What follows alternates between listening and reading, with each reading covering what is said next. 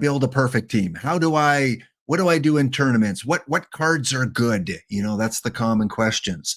So DBlock and I have decided that on Tuesdays, we want to try and give you our insight on what you should be doing at the early stages of a perfect team conceptualization and, perfect points and how you can get more perfect points, how you can get more packs, what you should be doing with cards, those kind of things. And we've done a couple episodes already, March 26th and April 4th. So if you're a brand new player and you've just got the game in the last week, I highly recommend you go watch those two on the VOD, March 26th and April 4th, because we started at the very beginning. And today, though, we're still kind of at those beginning stages, but we're going to go through a few things that some of you may not even know about yet, because it hasn't really been talked about on a lot of streams. So welcome in, my good friend from North Central Germany. Don't cut the D-Block Dragon. How you doing? Well, yeah. It's kind of like a strange day with, first of all, of course, I got reverse swept again in the 5L. Very annoying. And then, of course, Whitey Herzog dying. That's a lot of people just know him mainly as a Cardinals manager, but before that, he was a Royals manager, which, of course, was kind of controversial going from the Royals to the Cardinals.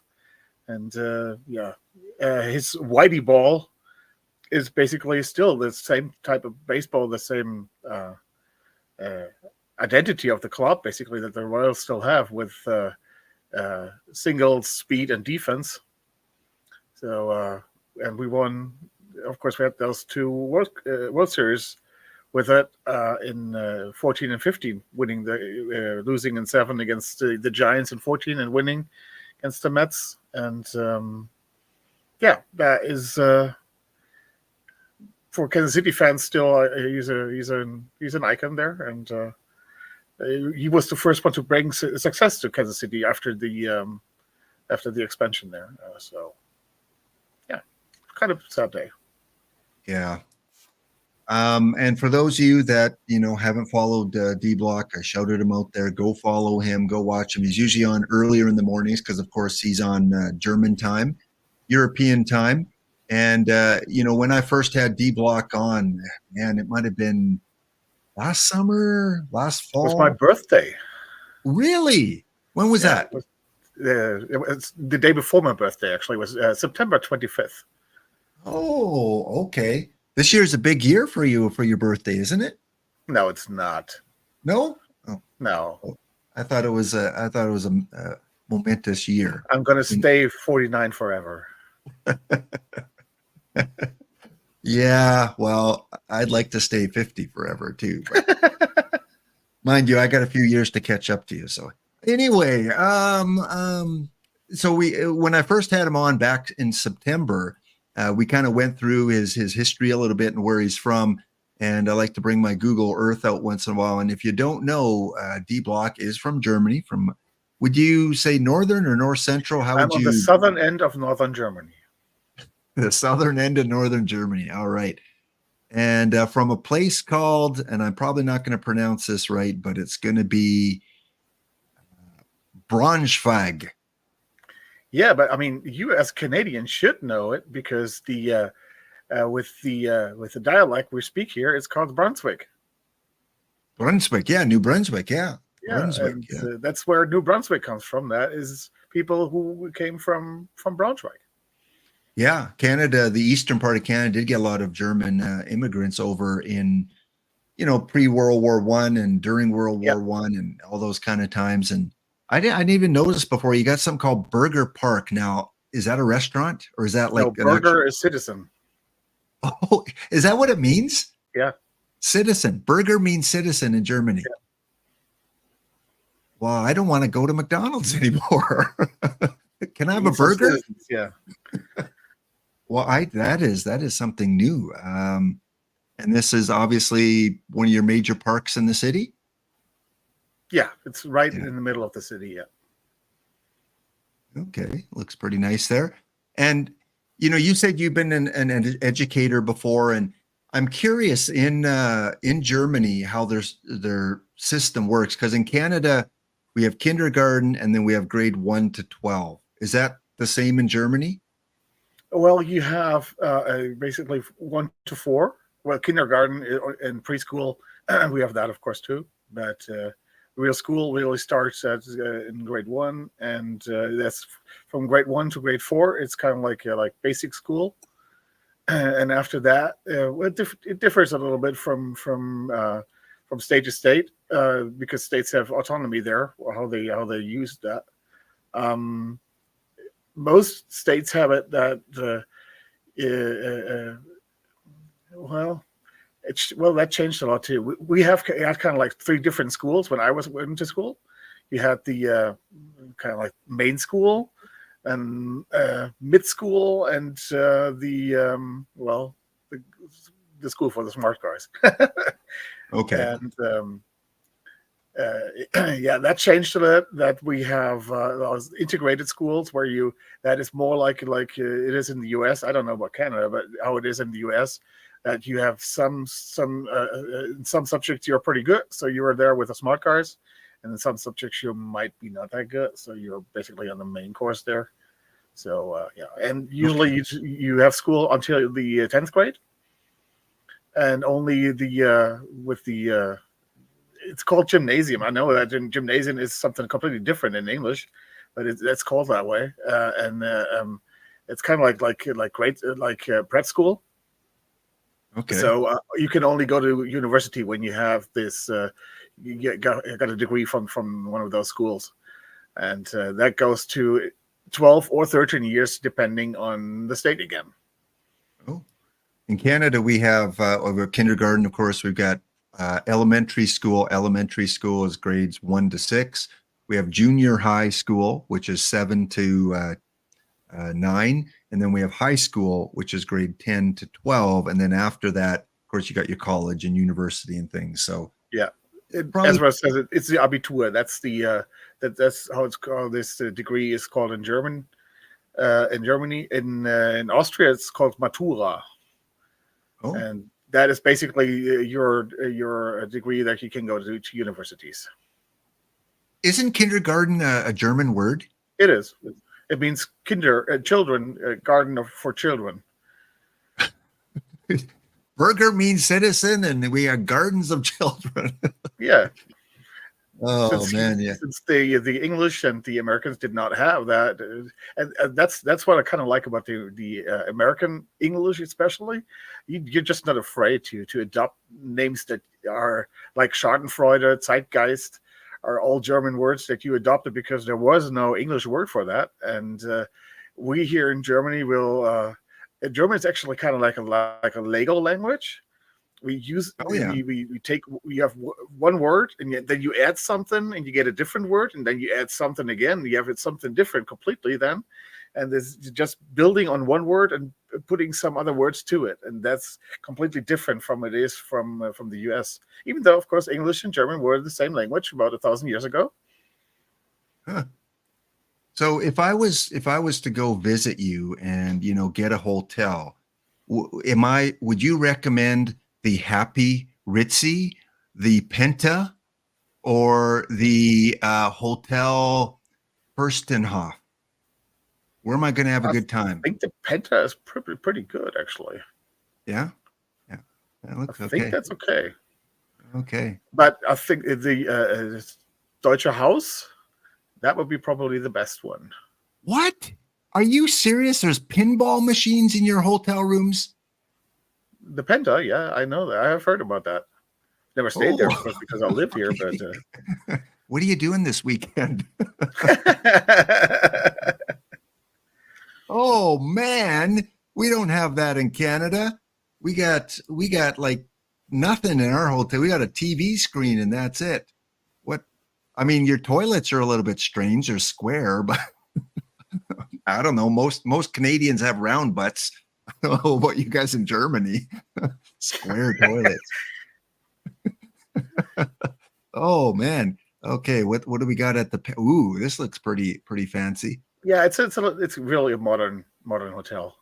If you want it more classical, that's like this Deutsche Haus.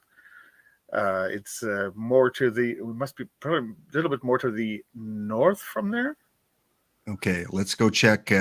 Let's go check Stoicha House. Astor Film Theater. We got No, that's Picnic. too far. Too far north? Okay. Yeah. Happy Ritzy. No, that's too far to the west. Got a museum. You see that on the left, top of left, Burg Dankwarterode?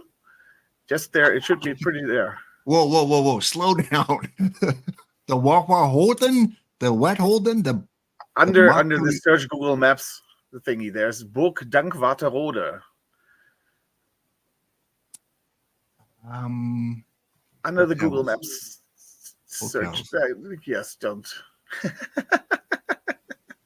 Okay, you just point out when it comes. House. This one? No. Oh. 2 up. There. Okay. 266. What are you trying to do? Fleece me? I told you. No, I told you. That is a little. That is more classical. That's a pretty neat hotel. They don't even have legs on their bed. You want me to pay $266? There's no pinball machine here. No, it's not. But it's a more classical, and you get your royal treatment there. Holy smokes!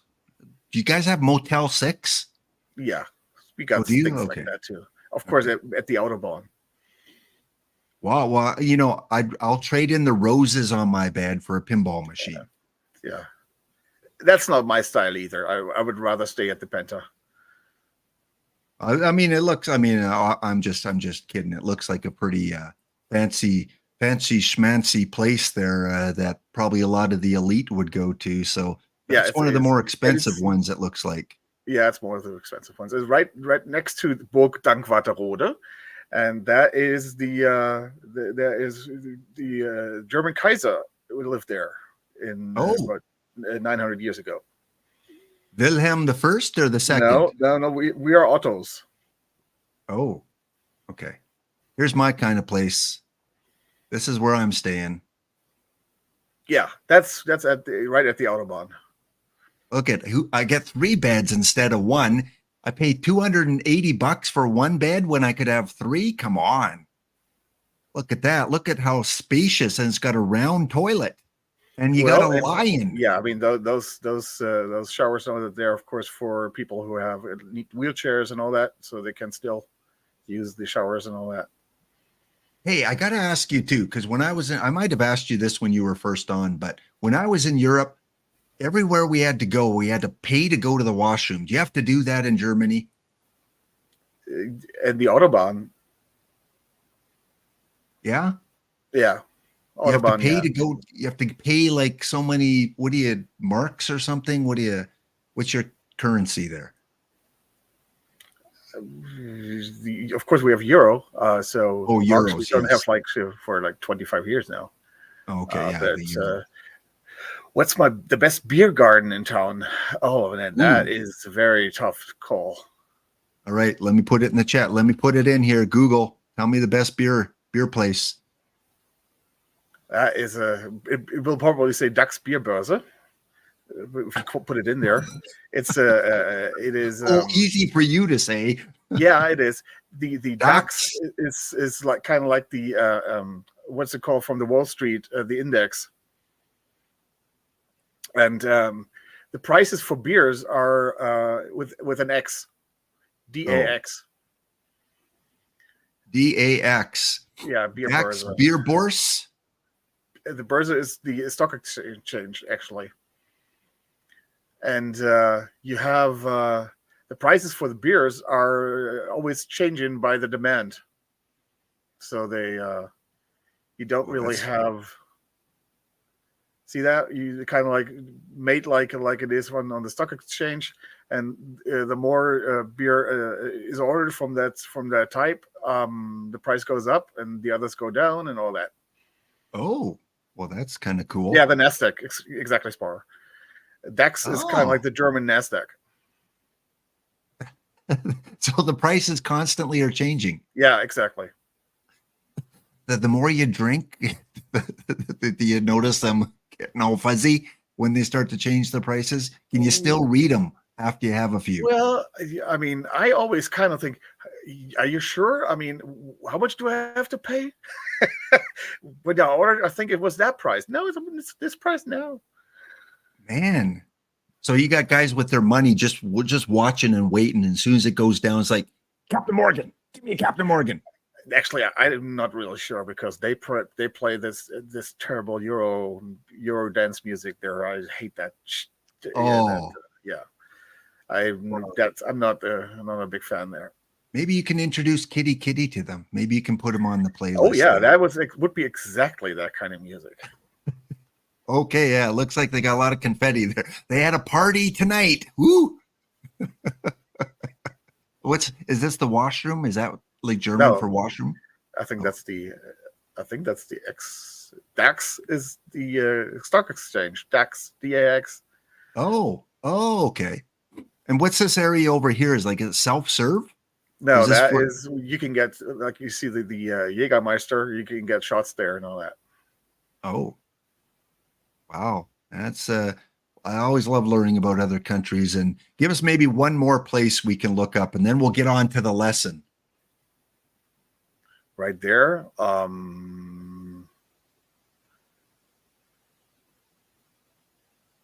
I don't know. I'm too old, man. I don't go out that much anymore. most of the bars I went to, they're basically closed there. I'm just trying to think what their name of that is of the.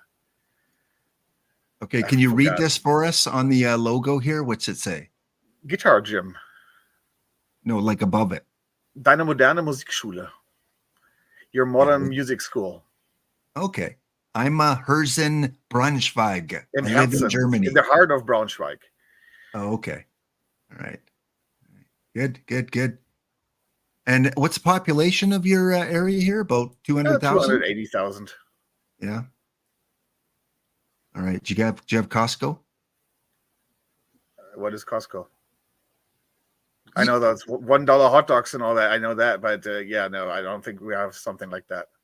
Really? You don't have Costco location in Germany? Oh, well, that's the first. Costco is like a gas station. No, it's like a super center grocery multi-purpose store. Yeah, we have several of those. I mean, okay.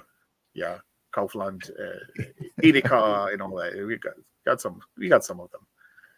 Okay, but you can get gas there. They have gas, but it's like a Sam's Club or I don't know. The Brunswiga where you just were, that is actually a very neat theater where you have a lot of cool stuff happening there.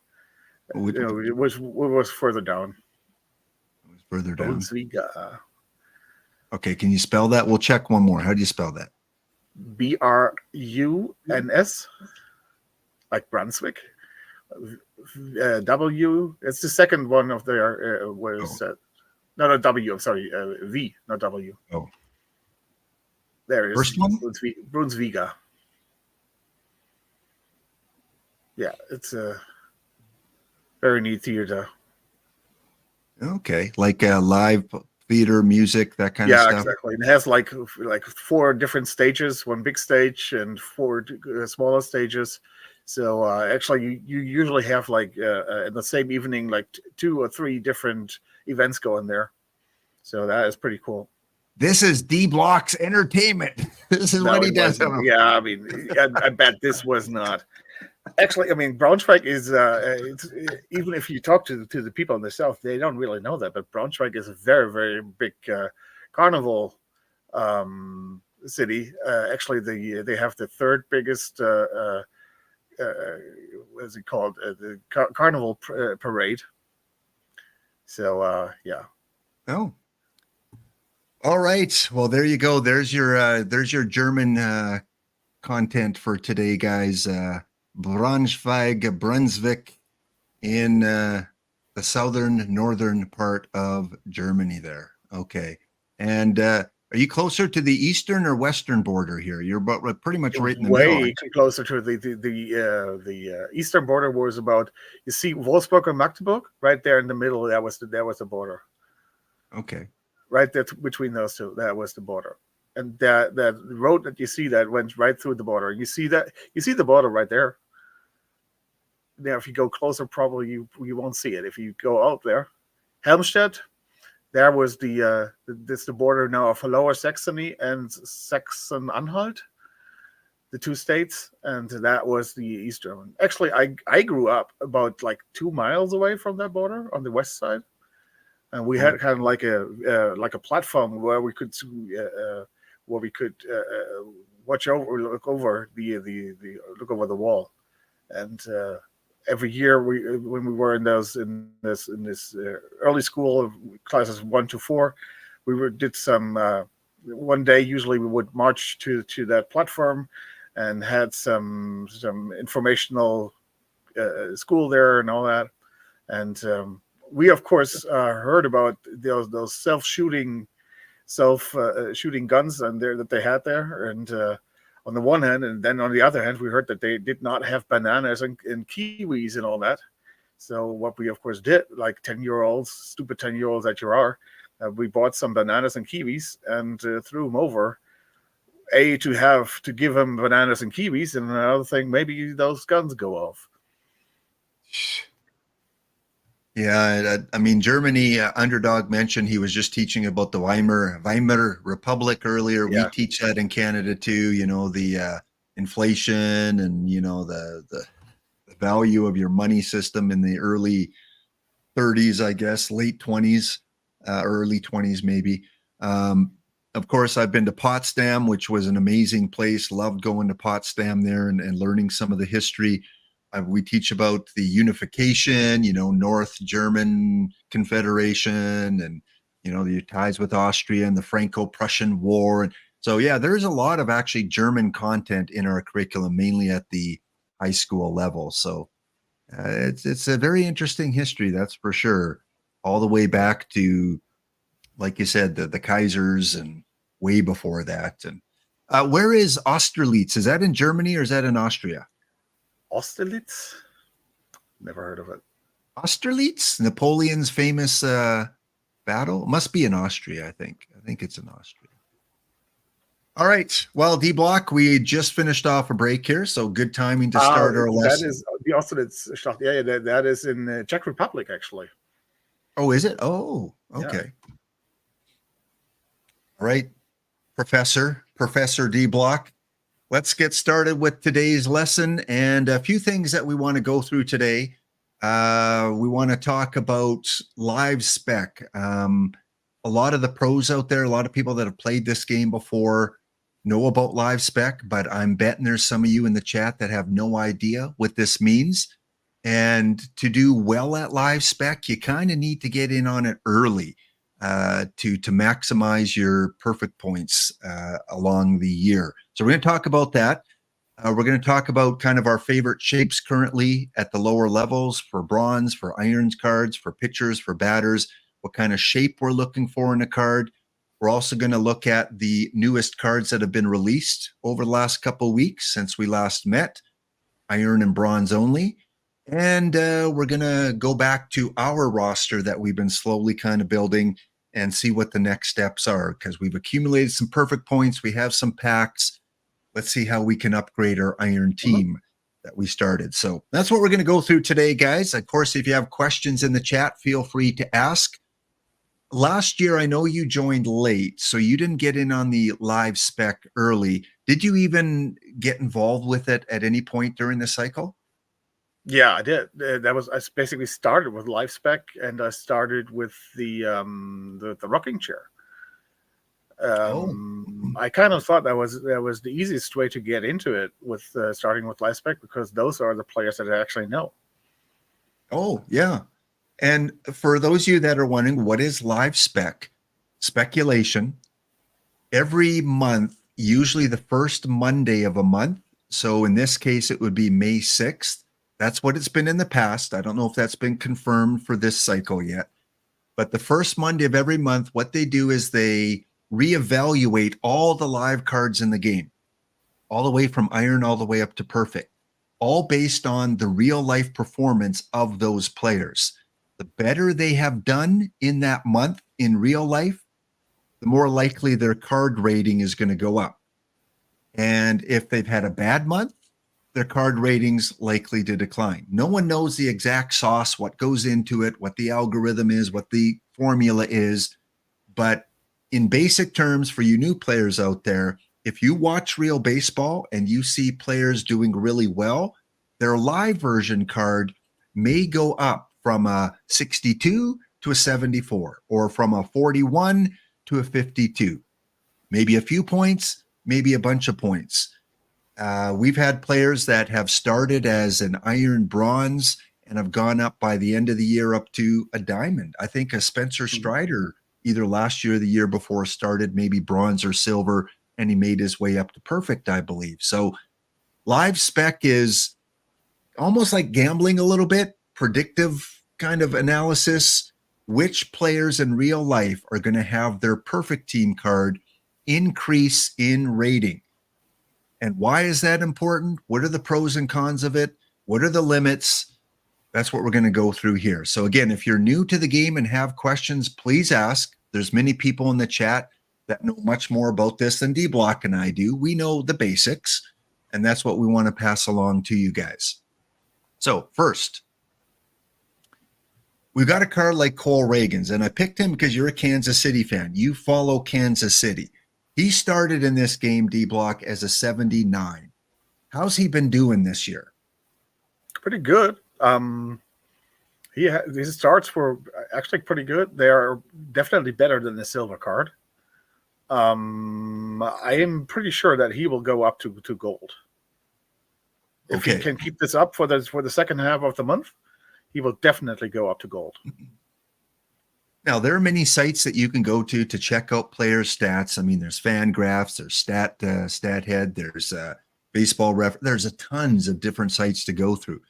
But when I pulled up his record last night when I was putting these slides together, he's 0-1 with a 193 ERA, a 120 whip, 29 strikeouts in very small, limited play. He's only played a few games. He's at a 79. Has he done enough in real life to go from an iron up to a gold? And DBlock, you think he has? Yeah, he definitely has. If he can keep this up, he's probably going to go to a diamond. Okay. With an ERA under 2, he's gonna. The record doesn't. Yeah, the record isn't his fault. With the ERA under 2 and you're have a losing record, I mean, you know whose fault it is. It's not your fault. And the record doesn't matter. The thing is really his stats matter.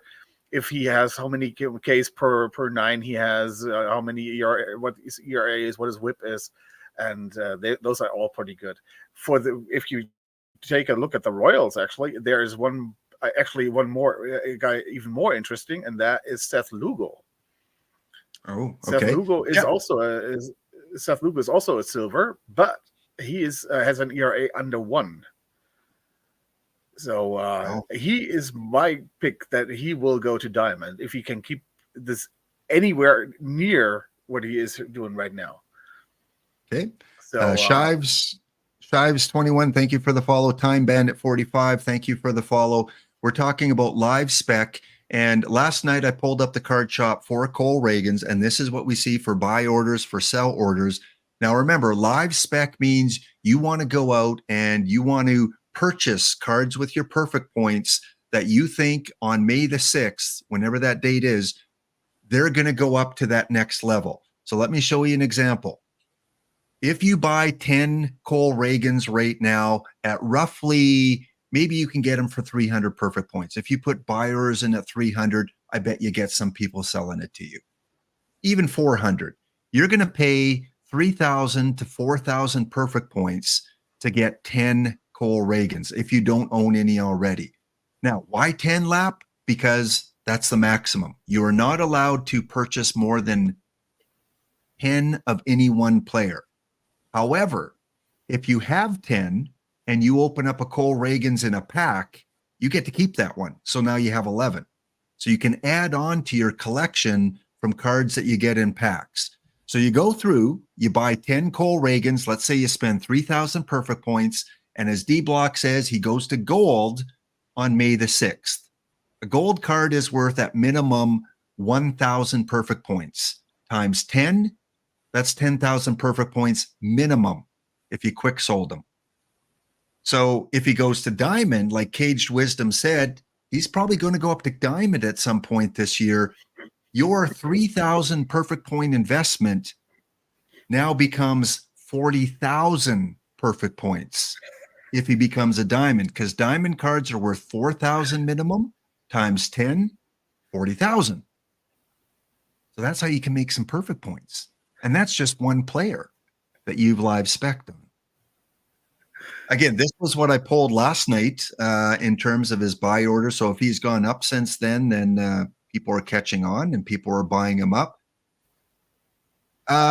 D-Block, that's a pretty good live spec then. And just imagine if he did go up to perfect at the end of the year, he goes from a 3,000 point investment.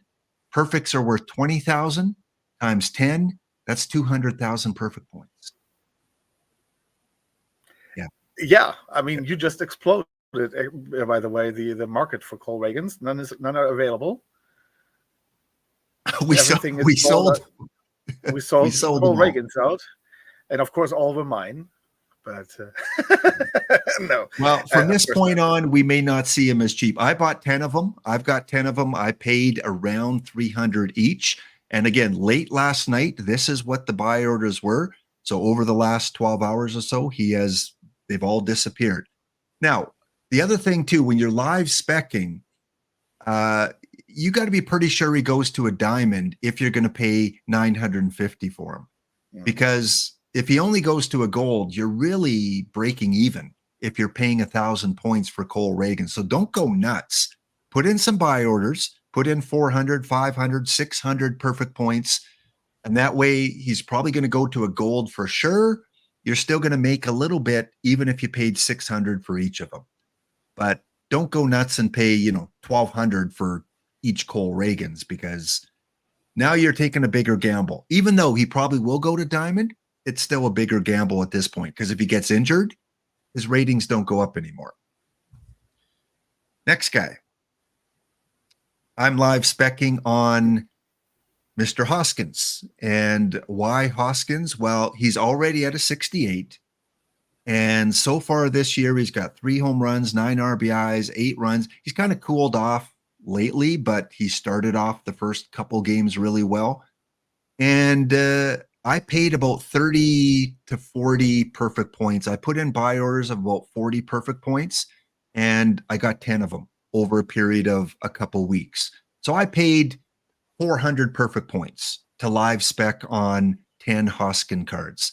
Even if you have to pay 60 or 70, that's 600 or 700 perfect points you've invested, which isn't a lot.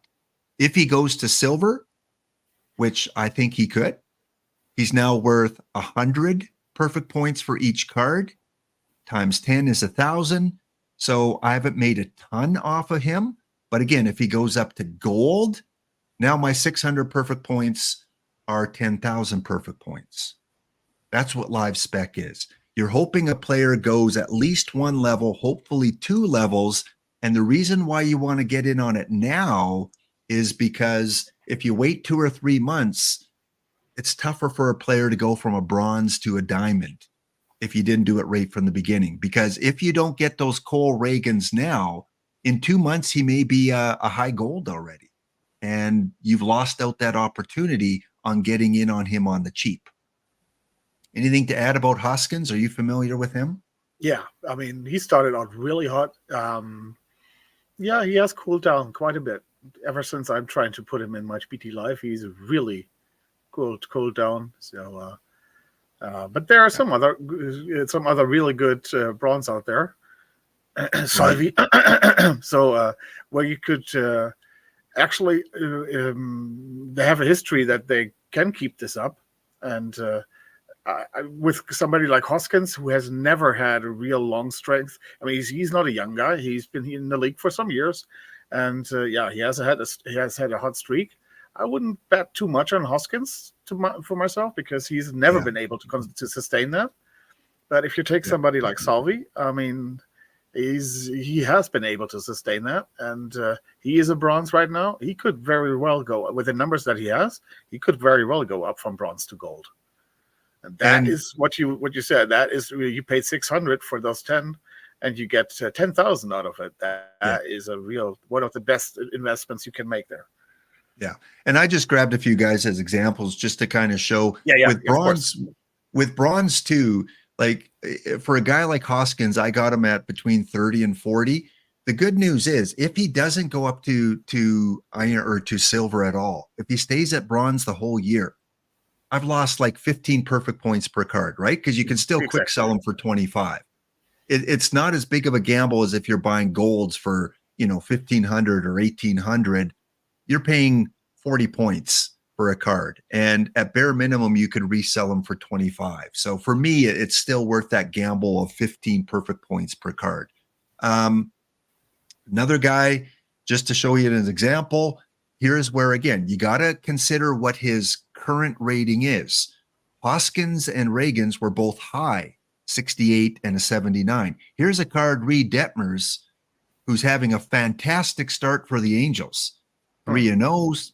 He's 0.8 WAR, 1.46 FIP, 1.04 ERA. Like, he is going up, but is he going up to a diamond?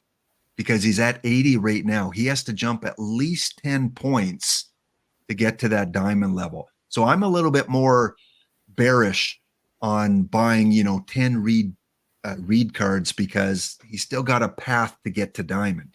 What do you think about him? I mean, if he stays at that ERA, of course, then he will be definitely going to go to a diamond. But you said you're completely right with those 10 points he has to make up. That's quite a lot.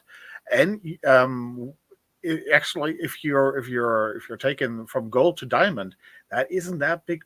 That's like a times that's a times 4 only. Yeah. You go from 1,000 to 4,000. That is, of course, quite a lot of perfect points, but you have to gamble a lot to get decent amount of perfect points out of it. Yeah. If you go from silver to gold, if you concentrate on those type of players, you basically go times 10. Yeah, what you can get out of there. You really want to get those early irons and bronze that are going to be golds and diamonds by the end of the year. That's where you make the money. And there are people that do this by the end of the baseball season in real life. They have millions of perfect points. And how did they get them? They got them from doing this right from the beginning and hitting on them. Because if you have 10 Cole Reagans and over the course of the next 4 or 5 months, you open up another 10 Cole Reagans or 20 Cole Reagans, and now all of a sudden he keeps going up, silver, gold, diamond, maybe perfect. That can add a lot. And again, that's just one card. If you do this for 10, 15, 20, 30 cards, that's how you can make some money here. So I am not buying this card at an 80. I do not want to spend 13,000 and then hope he gets to a diamond. If I do, that's 40,000. Still a pretty good investment from 13,000 to 40,000. But there's other cards I want to invest in instead at this point. Yeah, Shane Spear had a good question there. I mean, roughly guessing what percent of cards move up plus or minus 10 overall per upgrade. And thanks, Cage Wisdom, you answered that perfectly. That's very, very few. I mean, we had that with the Cole Reagans card last year, who was an iron card and went from iron to silver. But he was the AL pitcher of the month. So he went up like 15 points in that moment. But like I said, he was the AL pitcher of the month. You will have to have a performance like that to move 10 plus points. Yeah. Another player for Texas with the Texas Rangers having a good start, but not in the game. So there are some players out there that do not have cards in the game. And we were told that mid-April-ish, some of the players that were missing in game will be in there. So Cody Bradford having a great start again. 19.1 innings pitched. He's got a 1.4 ERA. He's doing well, but he's not in the game yet. So when they release the new live cards, whether that's 2 days, 5 days, 10 days, take a look for the hot players, because if they're an iron, grab this guy. If he's an iron, I'm getting 10 of them if I can. And I'll pay, 80, 90, 100. It's hard to say because we don't know what they're going to value him at. Are they going to value at him his in-game performance right now, or are they going to value him at his start of season performance? So it's tough to tell on cards that aren't in the game yet. Anthony Volpe is another one here that I have. Volpe with the Yankees, just lighting it up, right? He's 477 OBP, 382 average, couple home runs, slugging 1.3 WAR already in the season. But as an iron, he's selling for over 1,000 points.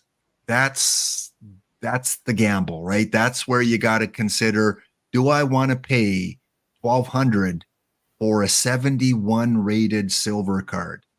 Will he get to gold? I think automatic he's going to be gold next month. He might be diamond, but very unlikely. From a 71 to a diamond, that is a very, very steep rise right now. He has basically the disadvantage on being on the Yankees, and the Yankees being one of those bottlenecks for the Live 2 missions. Yes. So that's right. This is not all high prices because of speculation. It could be missions. It could be, popularity of the team. But this is a card that I would have loved to get in on earlier, but we didn't know how well he's going to start the season off. I think he's definitely going to go to a diamond. So even at a diamond, if you're spending, let's say 2,000 points each, and he goes to diamond, you're doubling your investment, right? Because 2,000 to 4,000 would be doubling for each card. If he gets to diamond, that's the risk you have to consider. Yeah.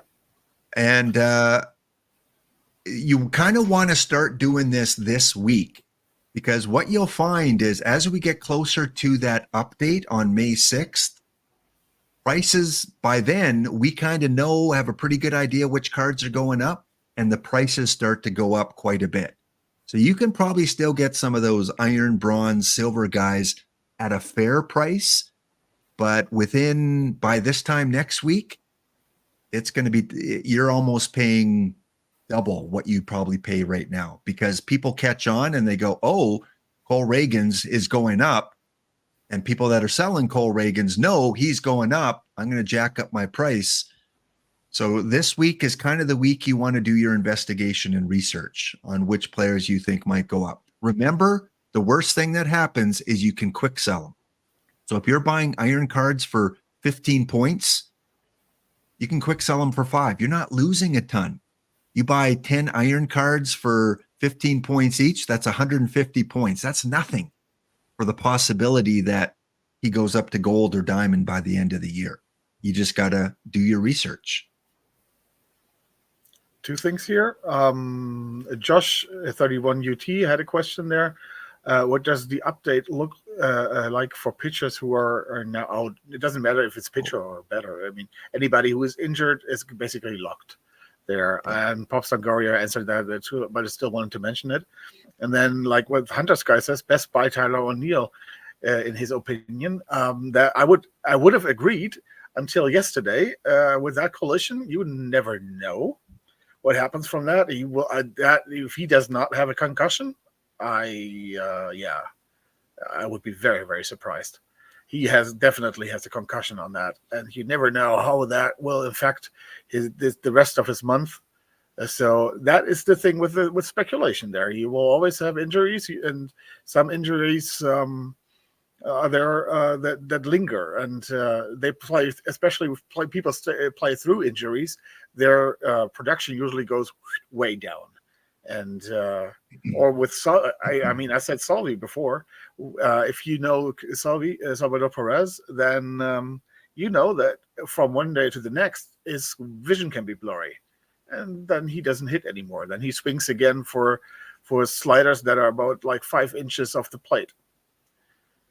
Yeah, but But but he already has 7 home runs. Yeah, but I'm telling you, the algorithm takes into account if he cools off, if he gets what his last streak of the last games was, and all that. He is a very good candidate, but I would watch him before I would invest in him. I would watch him for the next week before I really go at that. All right, we're on ads here. I'm seeing people saying that ads are on, so we'll be back in a couple of minutes, guys, to continue on. Almost done the live spec part, and then we're going to go on to some iron and bronze talk. So we'll be back in less than 2 minutes' time. Yeah, do your duty. Start dancing.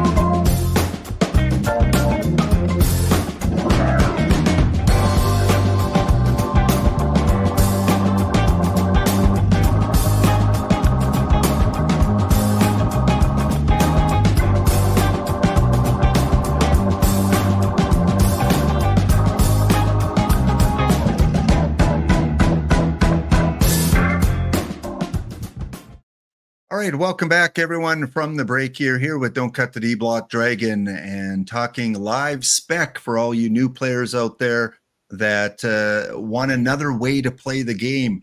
We always talk about so many ways to play the game. There's PT Live, there's tournaments, there's league play, and now you add on this component of live spec. But this is the aspect of the game that can really increase your number of perfect points for later on in the cycle, when those big sets and meta sets come out in October, November, December. Dirty Dirt 111 or Dirty Dirt 11. Thank you for the primer there. Welcome to the dog pound there, Dirty Dirt. And again, thanks for the follow, Time Bandit and Shives 21. Before we get back onto the live spec, quick update on the tournament, the bounty. And congratulations go to Twins. Twins has knocked me out. It did go 5 games. And boy, oh boy, was game 5 interesting, D-Block. Final score of 27-12. That is a game, folks. I gave up 17 runs in the 6th inning. When you scored the 6th. Yeah. Who did you pitch? The bus driver, or? Pretty much. I did have my my utility guy come in and pitch. He only gave up 3 earned runs. 6 earned runs for Ortiz. Rolly Fingers gave up 3. Your both dicks didn't do too well. My dick sucked. Dick, 5 runs. Judge came in and pitched. Man, oh man. It was Twins, congratulations. This is why we like doing these tournaments sometimes, because you get things like this. Spencer Steer, player of the game. He ended up with, what did he end up with? 7 RBIs.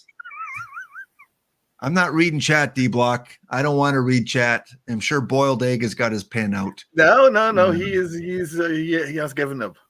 Okay. He has given up. But there are some other things we have to talk about here. Oh, okay. So congratulations, Twins. I'll make sure those packs. Send me a whisper there, Twins, though, just so I know which account, because I know you have a packs only team. I'm not sure which team you want those to go to, but I am not drafting any more dicks in the bounty because they do not do well for me. Okay, next up. Just one thing here with the chat. Yep. Again, with the injuries, yes, it's true that if people have an injury, their rating is frozen. But if they play through that injury, they're not frozen. If they are playing, then their actual result will be taken into account. That is one thing, and the other thing is, with the Tyler O'Neill, Cage Whistle says he got 8 stitches, no report on concussion yet. Well, let me put it this way: if you played ever, he is on a hot streak. Do you really think that he's going to say, "Oh, I got a concussion"? Of course, he's not. You know that locker room. There's still the tough guy, Moxie there, and he wants to play. Definitely, he wants to play. But if you saw that collision, no way that he does not have a concussion there. So I wouldn't take into official sayings that if something like this happens, you really have to watch it there. And the third question that there was: are we going to take talk about when players go down? And I don't know that. Lap has the. We got some slides coming up here. We got some slides. We're going to focus on guys first of all that we think are going to go up. And yes, my apologies for the dick comment, but they did. They sucked. They played poorly. Okay, I'll use better words. I'm Canadian. They played poorly. They underperformed. They ran out of juice. Whatever you want, whatever term. Okay, Colton Cowser. He looks like another guy that is off to a fantastic start. 441 average, 1.2 WAR. This was last night's. I bet you now he's probably not going for this price, especially now that he's on stream here. But this is a guy I've got like 6 or 7 of. I haven't got the full 10 yet. But if he continues on that pace, he's for sure going to go to a gold, in my opinion. I don't know if he'll ever get to diamond. I don't see him as that type of player. But if he continues his hot streak, why not? You know much about Colton Cowser? Yeah, I like him a lot, but I don't like him for diamond. Yeah, completely right. He will probably go up to if he can keep this up, maybe lose like 100 points, go down to 341. He will go up to gold, but I like him as a real player. I really like him. He's one of those. These Orioles have done a fantastic job of rebuilding that organization with real fun players to watch, and he is one of them. And and guys, all those players that we mentioned, PT Life, PT Life. Jim Bowden's going, "Hey, DBlock, don't give out my secrets." Yeah, this guy here, if someone checks on the card shop, I'm willing to buy him under 400 perfect points. I'm not willing to spend more. If I get him for under 400, I'm doubling my investment, even if he just goes up to gold. But I don't see him as going up to diamond unless, again, he has a breakthrough, just awesome year. Maybe he reaches low diamond. But again, you don't pay 800 for Colton Cowser because you're going to break even probably at best. So Colton to perfect. Well, hey, I don't recommend that, but if he does, that's a good investment. Yeah. Another one, Christian Yelich. Now, Christian Yelich is one of these stars of the game. He's last year, he was always silver, gold, diamond. He was always highly rated. This year, he starts at a 69. And you can see his price point here. I've got a buy order in at 44 because you never know. It's the highest buy order, and sometimes they get filled. But if you're starting to pay 90 to 95, you're basically buying him already at a silver. And at that point, you think he has to go up to a gold. I don't know if he'll get there. I'm not going to pay 90 for a bronze card, a live card. But if you think he's going to go up to a gold, then that's probably a good investment. What do you think about Yelich? He might go up to a silver, yeah, but he's not going to go up to a gold. And he has to prove to me that he can keep this up, and I doubt he will. Especially, he has to prove to me that he will stay healthy. And I don't think he will. He's just at that age that yeah, that first of all, the injuries will nag, and that will hinder him on keeping this hot streak. I wish him all the best, but no, I don't think so. Yeah, I think silver for sure, possibly gold, but again, consider how much you're paying and what the possible return is. What is the peak of this player in your opinion? What's it going to be? Now, if I thought he was going to diamond, oh yeah, I'd scoop up 10 of them like that. Of course. But I'm willing to pay 44 to 50. I think that is already a stretch. What's that? Oh. I think that's already a stretch. Yeah. 44. I mean, you basically you make only like half of your money basically if he goes to silver. Yeah. So yeah, I wouldn't pay that much for him. I can quick sell at 25, so really I've lost 19. Yeah, of course. Yeah. It's not that bad, but I mean, that's a good thing with if you start with iron or bronze and not start with silver or even with gold, that your risk, I mean, your reward is not that big there, but there isn't that much risk either. So just get your feet wet with those things, test it out on the lower ones, and well, if you've seen that, okay, this works, and this will probably work when I go higher, and then you maybe take some more perfect points in your hand and speculate with that. But yeah, with him, I wouldn't touch Yelich. Yeah. And again, for those that are new, when you quick sell a card, it means you're not putting it on the market for others to buy. You want the immediate perfect point return. For silvers, you get 100 perfect points when you quick sell. Gold, you get 1,000. Diamonds, you get 4,000. Perfects, you get 20,000. 5 for an iron and 25 for a bronze. And if you do sell it for higher than a quick sell, then they do take off 10% tax. So if you list a gold for 1,111, you get 1,000 points when it sells.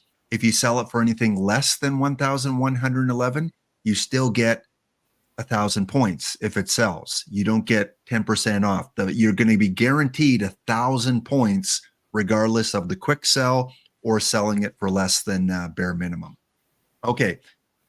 On the opposite end of the scale, cards that you think might go down. And I think, DBlock, you and I are on the same train on this one, where perfect cards are cards that if you're not using them as an integral part of your league team or a tournament team, for your perfect cards, you want to consider selling those cards for players that are not having good seasons like this guy here.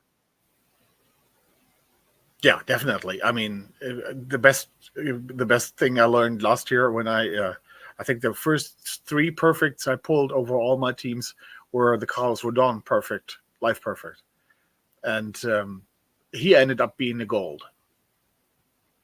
Yeah. So and if he drops to diamond, you lose 16,000 perfect points. Yeah. So cash out now. I mean, you can see no one wants to buy him. There's no buy orders. You can't go higher than 100. So there's no speculating on perfect cards. Any perfect card you're not using. Now, of course, there's also, he could be part of a mission later. He could be very valuable later on down the line. But if he drops to a diamond, you can buy him for 5,000, sell him for 20 and buy him for 5 if he goes to a diamond, and you still made 15,000 perfect points.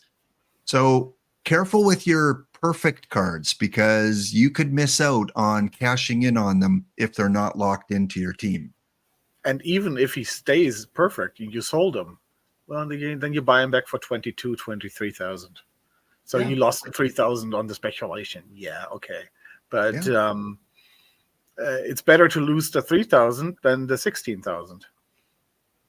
Like, did we see a sell order here? I could buy one for 23,000. So I'm not taking my chances. I'm selling for 20. And if he stays at perfect and I need him, I'm buying him back probably for 22, 23.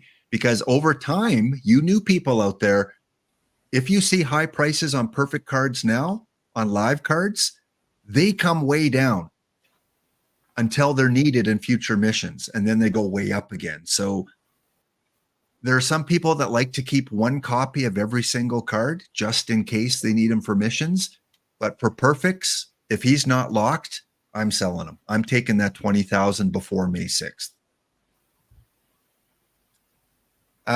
Question is, and this is where you have to do your own research. I mean, you have to check in on players like Wheeler and Diaz and, you know, other perfects. I mean, Otani's not dropping. Otani's staying a perfect. Trout is staying a perfect. There are certain players that have to do pretty horrible in order to drop. He's done pretty horrible. So I think he is going down. And last year he fluctuated a lot too. Diamond perfect, diamond perfect. So goes down to a diamond. You can buy a few copies of him. And if he goes up to a perfect, you've made money off of him now just by dropping and going back up again. So that's live spec. Injuries. You talked about it earlier, DBlock. Maybe the one that we need to point out is this guy here, because Tommy John surgery, he's going to be out for a while. He did pitch 2 games, and he pitched, you know, top notch. He didn't allow an earned run. Now the question is that enough to get to perfect? Because that's quite the jump from 4,000 perfect points to 20,000 perfect points. And you can see the sell orders here. They're all over 10,000. So these managers are going, you're not getting him cheap. I'm not giving him up for 5,000 or 6,000. I'd rather keep him in case he goes to perfect. Do you think he's done enough to get that 1 point to perfect? No, he's not. Because of the injury, he's going to be season-ending injury. He's going to be frozen, so he's going to stay at 99. Yeah, true, but those 2 games do count. Care. I don't think they will put him in there. I don't think so. Yeah. And again, that's the fun of speculating, and that's a dangerous speculation. Yeah, of course. Yeah, that's a very dangerous speculation there, especially considering that you have to pay like 11,000 right now, so you're only making 9. So that is already quite some. You could buy a second 2 other diamond cards for that and speculate and have better chance of both going to perfect than this one going to perfect, I think. Yeah. For 11,000. So yeah. So here's how I'm approaching him. If I own copies of him, I'm not selling him because he's not dropping. He's not going to gold. He's going to stay a diamond for the rest of the season or go up to perfect in a couple of weeks. If I can get him for 5,000 or less, I'm buying a couple. I'm willing to risk 1,000 perfect points on each because I can quick sell them if I need to. But I'm not paying more than 5,000 because, like you said, 12 innings pitched. We don't know how the system works. We don't know if it's going to be enough, but I'm not paying more than 5,000. If you guys want to out there, feel free. Good luck. If it pays off, big win for you. But if not, you quick sell them and you get the bare minimum 4,000 because you can't use him in PT Live anyway. So he's basically a useless card for gameplay unless you're using him in league or a specific tournament. Yeah. And we can't go over like every player here and say this guy's going to go up, this guy is going to go down and all that. That's just, first of all, that's not what we want to do here. Basically, you have to do your own research there a little bit. Yeah. And that's basically the fun of it too, doing the research. For example, with that Josh asking about Bobby Witt. Well, he's looking pretty good, but I mean, is he going to go to perfect? I think that is always a pretty big step. Last year we had always the big question. For example, what was a closer for Baltimore? Is he going to go? Bautista, is he going to go to perfect? Is he going to go to perfect? And he went from 97 to 99. So that is kind of like the speculation there a little bit, and that is part of the fun and part of the frustration with the live spec. That is kind of like the game, but we can't go over like every other player here just because we are not the Oracle of Delphi. And no, it's actually how it works because we don't know the algorithm either. So yeah. How often And are that, the live cards updated? They are usually updated once a month. It wasn't yeah. updated in the beginning of April because I mean that was just a week of play. So, but Usually the first yeah, Monday of the month, unless it's a holiday. It's usually the first Monday of a month. And yeah, as DBlock said, like, we don't want you guys coming back and saying, you said Christian Yelich was going to go up to a silver and he didn't. And no, we give you the tools. First, the primary thing we want to do is inform you that this exists, because I'm betting a lot of people out there did not even realize that live players get updated every month. So we want to kind of give you guys the basics on what it's about and give you some examples of cards that could go up, cards that could drop, strategies you should be using for cards that may drop. But the rest is on you guys. Do your research, go to these sites.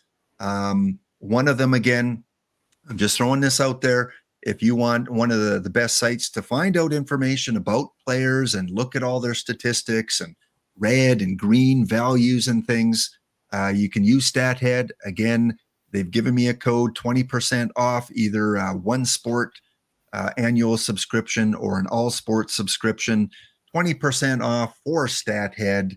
Feel free to use that out. You get a free month trial. So if you want to try it out for a month and then cancel it, you're not going to be charged anything.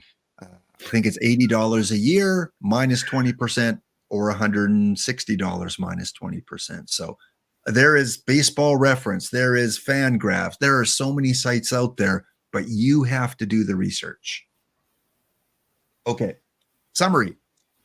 Players injured for a full month do not get rating changes. So Shane Bieber, for the June update, he will stay. Whatever he ends up on May 6th or whatever date that is, he's going to stay like that until he comes back to play. They do not change. Cards typically get reevaluated on the first Monday of every month. Unless it's a holiday, then it's the second Monday. That's how it was last year. The longer you wait to acquire cards, the more expensive the sure things are going to be. Again, they're only going to go up. Those players that are sure things are going to start going up to a price point it's not worth buying them. Sell questionable perfect cards. You can always rebuy later, and if they drop to a diamond, hey, you can buy them back as a diamond. Sell cards that are likely to drop, having real bad life performances. So if you have a bunch of silver that are 71s and they might go to bronze, sell them off. Take your 100 perfect points now and avoid getting 25 perfect points in a couple weeks' time. You can only own 10 of any one card, but after that, any that you open up in packs are added to your collection. So there were people with 25, 30, 40, 50 Bautistas last year hoping he'd go up to a perfect, and he didn't quite make it, as DBlock mentioned. Many players, there's many managers out there on Discord. If you're part of Discord, as we get closer to that May 6th date, you'll see managers like Caged Wisdom, others that give advice and say, hey, here's who I'm speculating on. The thing is, as we get closer, the prices of those cards get up, start to move up. So in the next few days, that's where you want to take advantage of it. If there's a demand for certain cards, it's likely a good one. So if you go to the card shop and you see all these buy orders on a card at a high price, some of those are speculation. They want them because they think the card's going to go up. Careful not to sell your tournament cards. If you're using any live card as part of a bronze tournament, iron, silver tournament, if you sell them, they disappear from your team and you're short 1 or 2 or 3 or 4 people from your roster.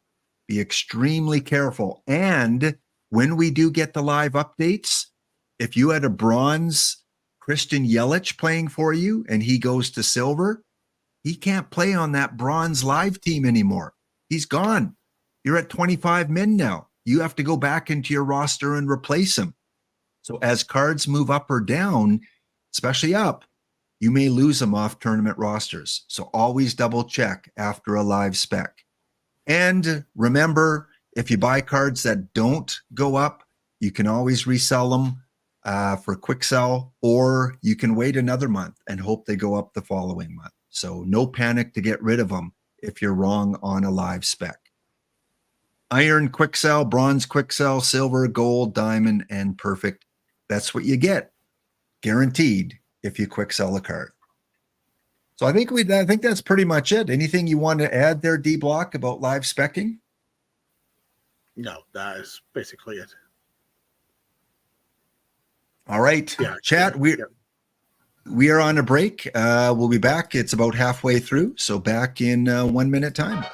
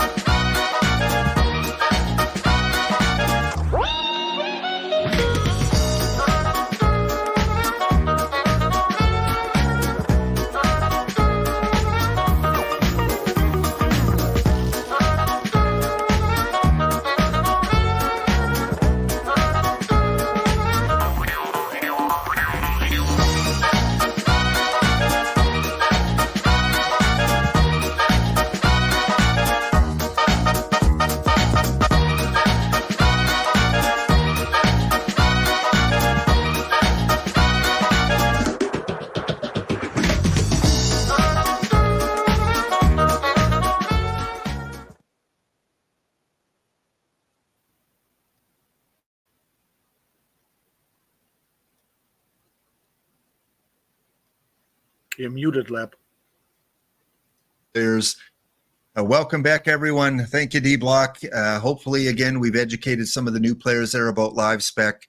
And yes, we are not financial advisors. All the disclaimers you can think of. We are not perfect team advisors. And yes, historical cards cannot move up or down in ratings. It's only the live cards. Just have to throw that out there. All right. Again, if you haven't entered the Matrix contest, we are still doing the Matrix a little bit later. There is the Google form to fill out. You have a chance to win 10 packs based on the predictions. We've got Addy Joss, Cal Ripken Jr., and Albert Pujols all playing for Jeff Steele Flex, one of his favorite teams, the St. Louis Cardinals. They are going to band together and see if they can bring a World Series title in 2024 with the other Cardinal players. Pujols, Cal Ripken Jr., and Addy Joss will be in the Matrix a little bit later. Okay, second thing we want to go through is talk about the lower levels, our favorite thing to talk about, and the shapes that we currently like for pitcher and batter.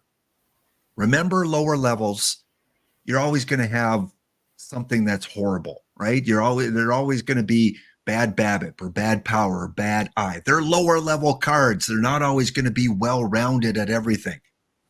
So we're going to talk about what shapes we like. And DBlock, based on what you see on the screen here, do you kind of agree with what you see in terms of what is important? Yeah, basically, yes. Top title there? Basically, yes. To be honest, I'm really still struggling with pitching to find. Last year, it was very easy to find that there was that one shape. You know, if the card had that shape, you knew that is working. This year, I think there are different shapes that are actually working, especially in the lower levels, where we would say, okay, this is completely the different. You have two, like if you take the two pitchers on the left and the one in the middle, both are probably going to work, and they have completely different shapes. But both are probably going to work. Yeah. And I've crossed off movement because I don't look at movement. Movement is basically a combination of home run suppression and pitcher BABIP. So don't get fooled by what you see on movement. Try to block it out. We've mentioned that before. And we're not saying stuff isn't important. Of course, stuff is important. But you have to sacrifice something at the lower level cards. And rather than having like 60, 60, 60, 60, which still might be a decent card, we want to put more into control or home run suppression. So the one on the far left, I think, is Doc Ellis, maybe on the far left here. And if I could switch his control and home run suppression, I'd like that card even better. But like you said, you still think this card can play, and many people are having success with Doc Ellis. The middle Right now, one, right now I'm actually trying this basically out to putting home run suppression as my number one and control as number two, and that is what I'm experimenting with right now. okay, so pretty much the shape that you see here, yeah. I still. And with a little bit of stuff, so not a 30 stuff, but like 50 plus stuff with that home run suppression and that control, and basically, I'm not saying getting away with PBABIP, but PBABIP like in the 70s is fine with me there, and that is right now what I'm testing out there. So, and that is what white poison is. No, what? Oh, sorry, what boiled? Who said that? Somebody said in the that AW PBAB is made to me. One thing that is really the different eras. I have much more effect this year than I think they had last year. If you're playing modern, I think that is exactly what it is. That the PBAB is really not that important. Control and home run suppression are much more important in the modern. The further you go down, then the home run suppression takes a backseat to PBAB a little bit, and control is definitely number one then. So you always have to watch out for the era. And the common thoughts by a lot of people out there is that pitcher BABIP isn't as not that's not important, but not as important as it was last year, and that, like you said, home run suppression has taken a bigger role in the modern era. So these kind of shapes, tweaking them a little bit if we could, moving a few numbers around a little bit might make them even better. I think the one on the right, is that Babe Adams that I threw on there? It might be Babe Adams on the right-hand side. I can't remember which players these are. That high control could be, Yeah. So control, home run suppression, we like those two. You can see up here, first control, second home run suppression, but they're really close for me. It's not like control is a lot better than home run suppression. In fact, DBlock likes home run suppression a little bit more, but they're really close.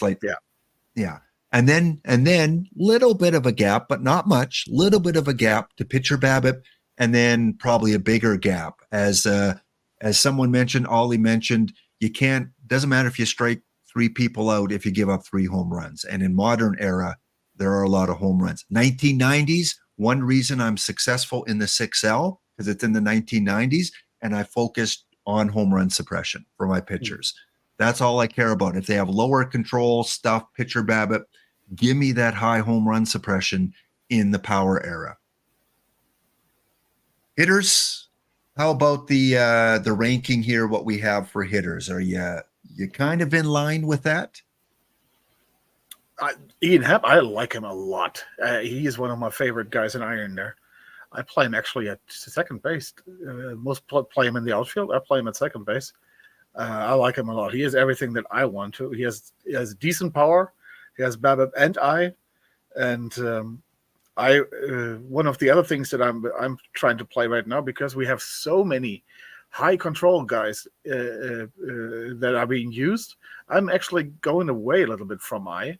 Not because I don't like I, but since a lot of people are using this I, the control on the pitchers, that is basically negating my I.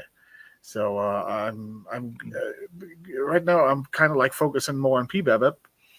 I don't know PBABIP on hitter BABIP, and so this card is really good for me, and especially with that power at a basically a non-power position playing second base, that is pretty good. And again, I've crossed off contact because I don't look at contact, because that's kind of an amalgamation of BABIP and avoid Ks. And I've also put an X on the rating of the card. New players out there, ignore that rating on the card. You can have a 42 that plays much better than a 59 in iron. Like, ignore it. Don't think that the higher number means it's a better card. That's not the case. But in modern, DBlock, I kind of like Iron Power about the same in terms of value. Pitcher BABIP, little bit ahead of Gap Power, but I do like good Gap Power as well. And then Avoid K, kind of a distance, Yeah, last thing I look at. So that is definitely the shape that that has been playing so far. Like I said, I'm always trying to stay ahead, like a little one step ahead.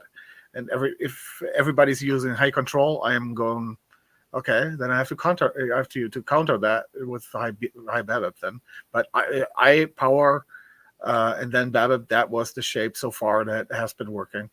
Yeah. And Beck Dog, yeah, you're absolutely right. And in the lower levels, especially Iron, that's where you're going to get into a lot of platoon situations. You want to find these extremes for your hitters so that you can have lefty and righty, because then you're taking advantage of that splittiness. You're absolutely right. If he wasn't splitty, he'd be a bronze, silver, or higher. But that allows you to platoon these guys. So you may be playing Ian Happ only against the righties. I don't know, DBlock, if you play him both well. He's probably still decent enough to play both ways. Yeah, I think he's decent enough to play in the against both ways. But if you have somebody there, you can only have so many platoons. So he would be somebody that if I run out of places for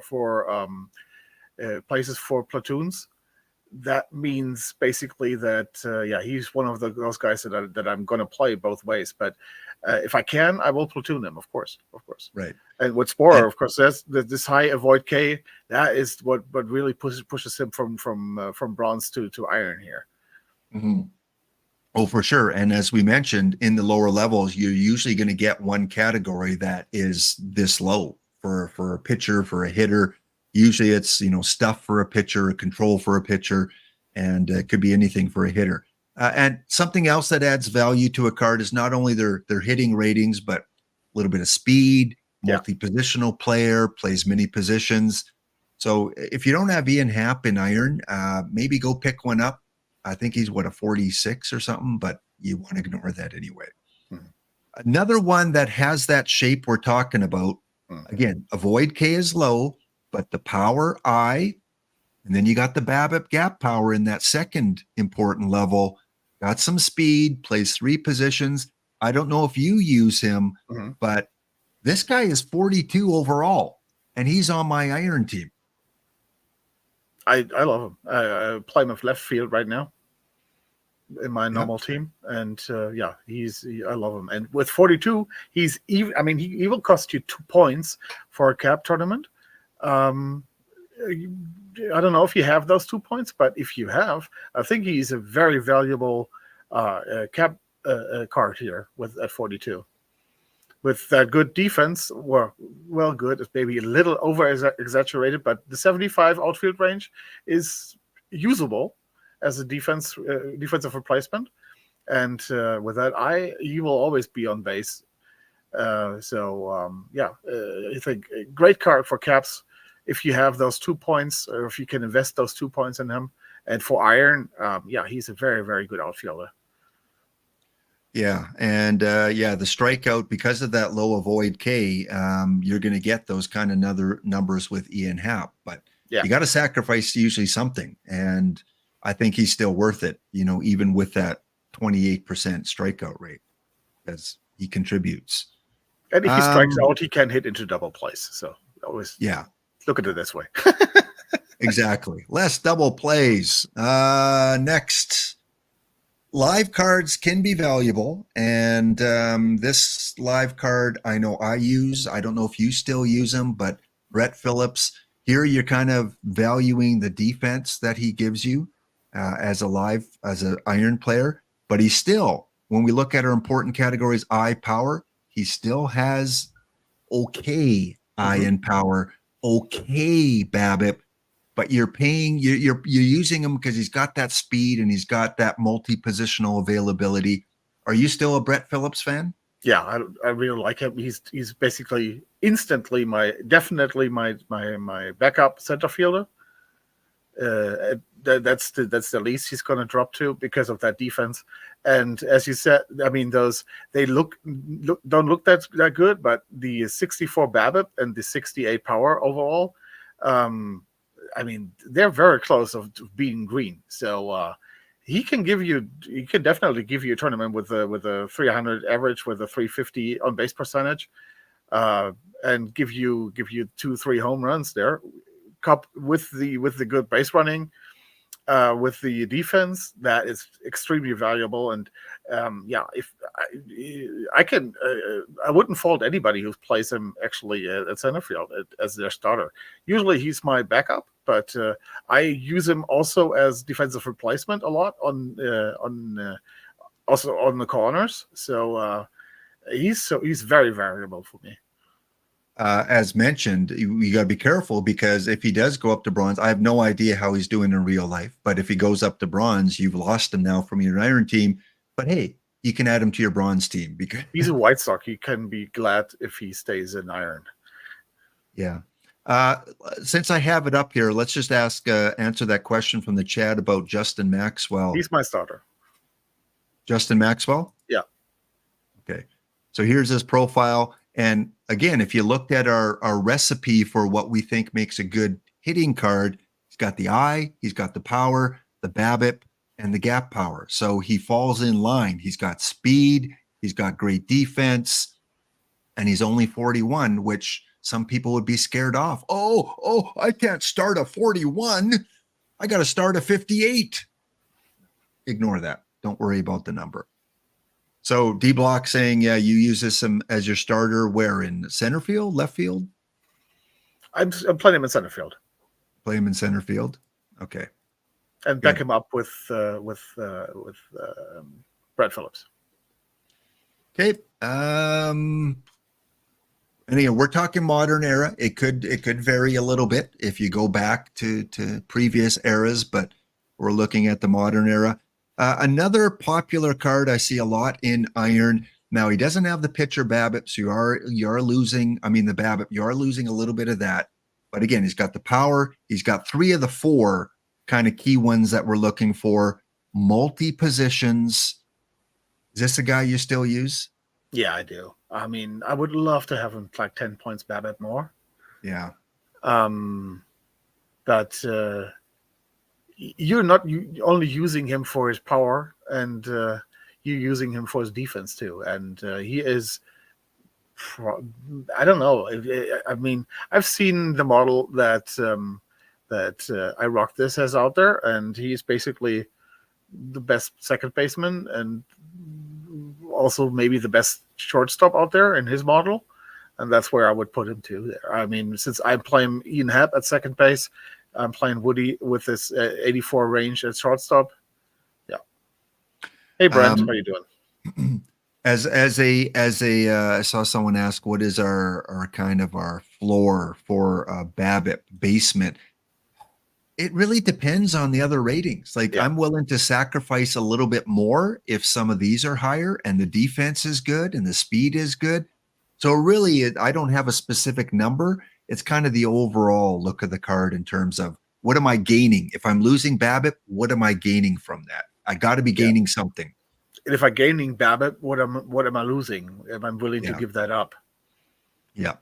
So Woody Held, he's one that definitely, with newer cards that come out, I could see him being replaced fairly soon, because it's not going to take much, I think, to improve on him. Give us a card with little less power, little less eye, and little more BABIP, and that might be enough, depending on his defense. But yeah, he's been there right from day one for a lot of teams. Oh, look who we have here. Do you remember this card here? I remember this card.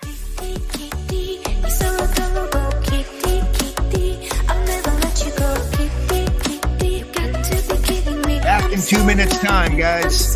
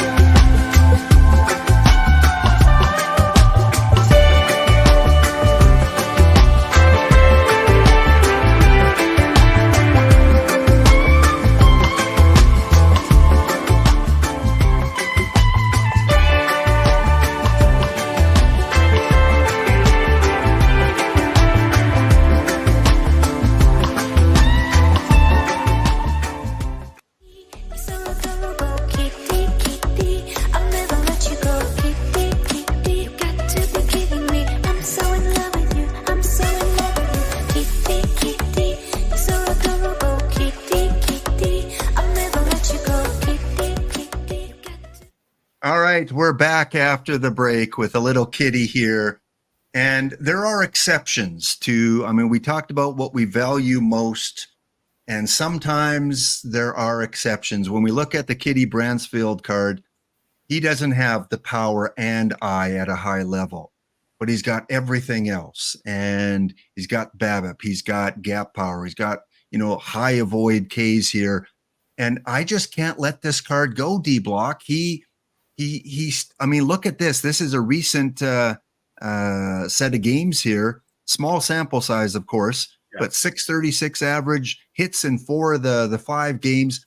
In tournaments, in the 5L, the 6L, more of the 5L, he does still well for me. It's too bad he didn't play something other than first base, because there's so much competition out there at first base. I'm sure you've moved on. I use him strictly against the lefties, and more often than not, he plays well for me. Kitty. Like I said, I'm trying out more the BABIP way, and kind of like letting I be I against the control pitchers, and that's basically the shape that I'm looking for in that thing. Here was the question about the Arango card, which is very interesting there too. That is one of those, especially those cards that you have to watch out what era we're talking about. I don't know if you have it, or if you want. I'll bring it up. Yeah, I'll bring it up. Let me just find it here. Joe Arango.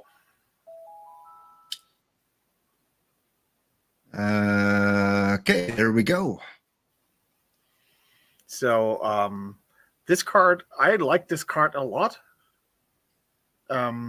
His power is a little low compared to the HEP card, but the BABIP is higher. I like this a lot, and actually, I am playing this card from the 1960s and below on first base. If I'm still playing the HEP card and I'm playing this one here, if I go like below 1960, maybe the 70s, maybe the 50s, I'm playing this guy at first base, actually, because I really like the BABIP. It has some power, it has gap power, it has the eye, and I really like him at first base there. If we go further, I think the missing power there. I mean, it's not that he doesn't have power. It's 65. He still will give you some. But if we go later in the 90s and in modern, I think he is at the position. I'd rather play the HEP at second base, and I'd rather play Kitty or other players like a shape of. If we're staying iron, like a Chris Carter, for example, rather him at first base than the Arango there. Who would you rather play at first base? You got to be kidding me. I'm so in love with you. I'm so in love with you. Oh, in iron, yes. Chris Carter, yeah. You can't play him in iron. Exactly. We like to play him everywhere, but we can't play him in iron. So yeah, I mean, the shape-wise, I like the shape. That's exactly, like I said, this is exactly what I'm basically looking for. He still has the eye, yeah, but he has the BABIP to counter these extreme high control pitchers that usually don't have the big P BABIP then. So yeah, we got some breaking news. You want to hear the breaking news? Spora, let me show you. Let me show you the breaking news right from the mouth of Sporer. Yeah. There we go. There we go. We're not feeding you cat food here, guys. This is premium cat chow that we're giving you. We're not giving you that no-name brand cat food. Real stuff. 340 into the semifinals of the 5L. Yeah, that's a tournament that's really suited for him.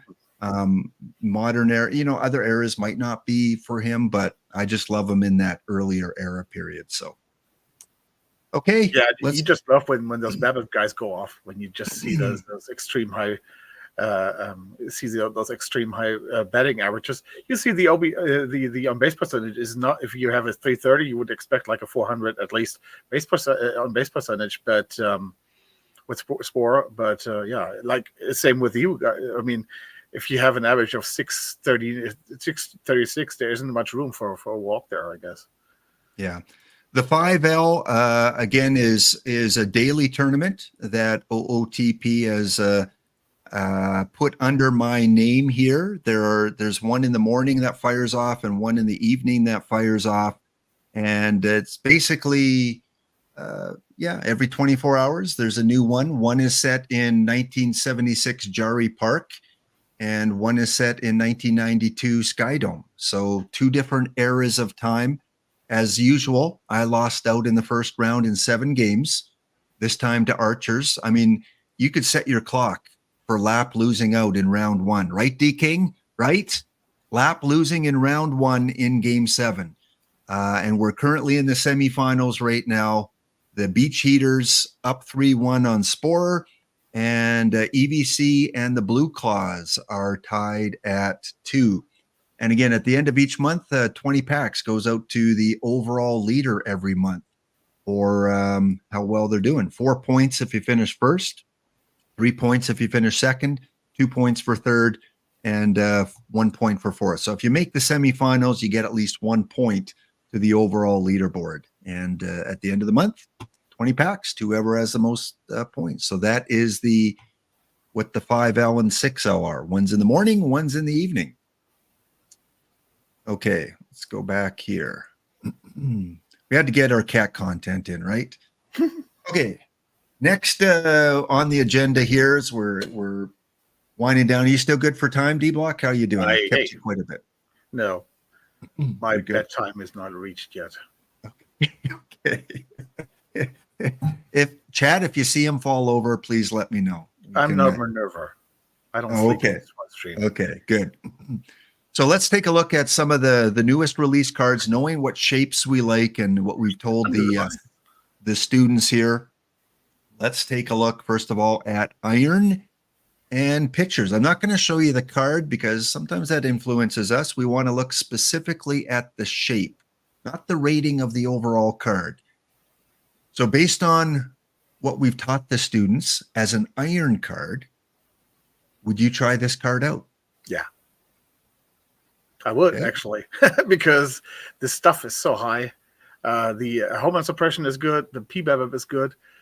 The stuff is really high. So even you will walk, guys, but you will have the chance to get him out there. And I would try him out. But will he have very bad tournaments? He will. But he will have... Save those packs. Save those packs. Yeah. For the NAL cards that are coming on Thursday. With I'm very certain with the Jackie Topper for the missions. I'm very certain of that. So, are you though, or do you think they're going to have 6 of them like we did last year? Nah, I think we're gonna. Yeah, maybe we'll. No, I don't think so. I don't think Spore is going to do the same thing twice. Maybe in 5 years again or something like that. But no. Spore so far he has not done anything the same way in 25 that he has the way in 24. So I'm pretty certain that I know Spore by now that well that he's not going to repeat himself. I'm thinking we get more than one Jackie. That's what I think. I think we get more. I don't know if we'll get 6 again, but I'm thinking we get more of them. Is it bad when you recognize cards? Well, no, not if you're an iron or bronze guy. Yeah, eventually over time, you do get to recognize cards. So would you use this as a starter, though, or in the bullpen? Because I might use him in the bullpen if I had him. I think he would be pretty good in the bullpen, definitely. With that low control, that is the best place probably for him, where the lower control doesn't really hurt him. And with that stuff, he can. I mean, he does not have 100 stuff, but still for iron, that's good enough stuff. When you're used like 30 stuff from people, that the 70 seems like an extreme high number there. Yeah. So he's a safe bet in the bullpen. But I would try him out there. Yeah, I think. For example, he would be that I'm microing a lot. So if I see a pitcher having a bad start, I am always of the opinion that if he starts out bad, and if he has a second bad game, and I'm surviving that, then he's out of there, because I pretty much know that he's not going to come back for me in the third game. So he would be somebody I maybe wouldn't start right away from the beginning of the tournament, but once I have a struggling starter, I would swap him in there. Yeah. No, I'm kind of on that line too. Like edge, starter, bullpen. I'm probably more in the bullpen. He's just splitty enough that I don't know if I want him starting and facing a lot of right-handed batters.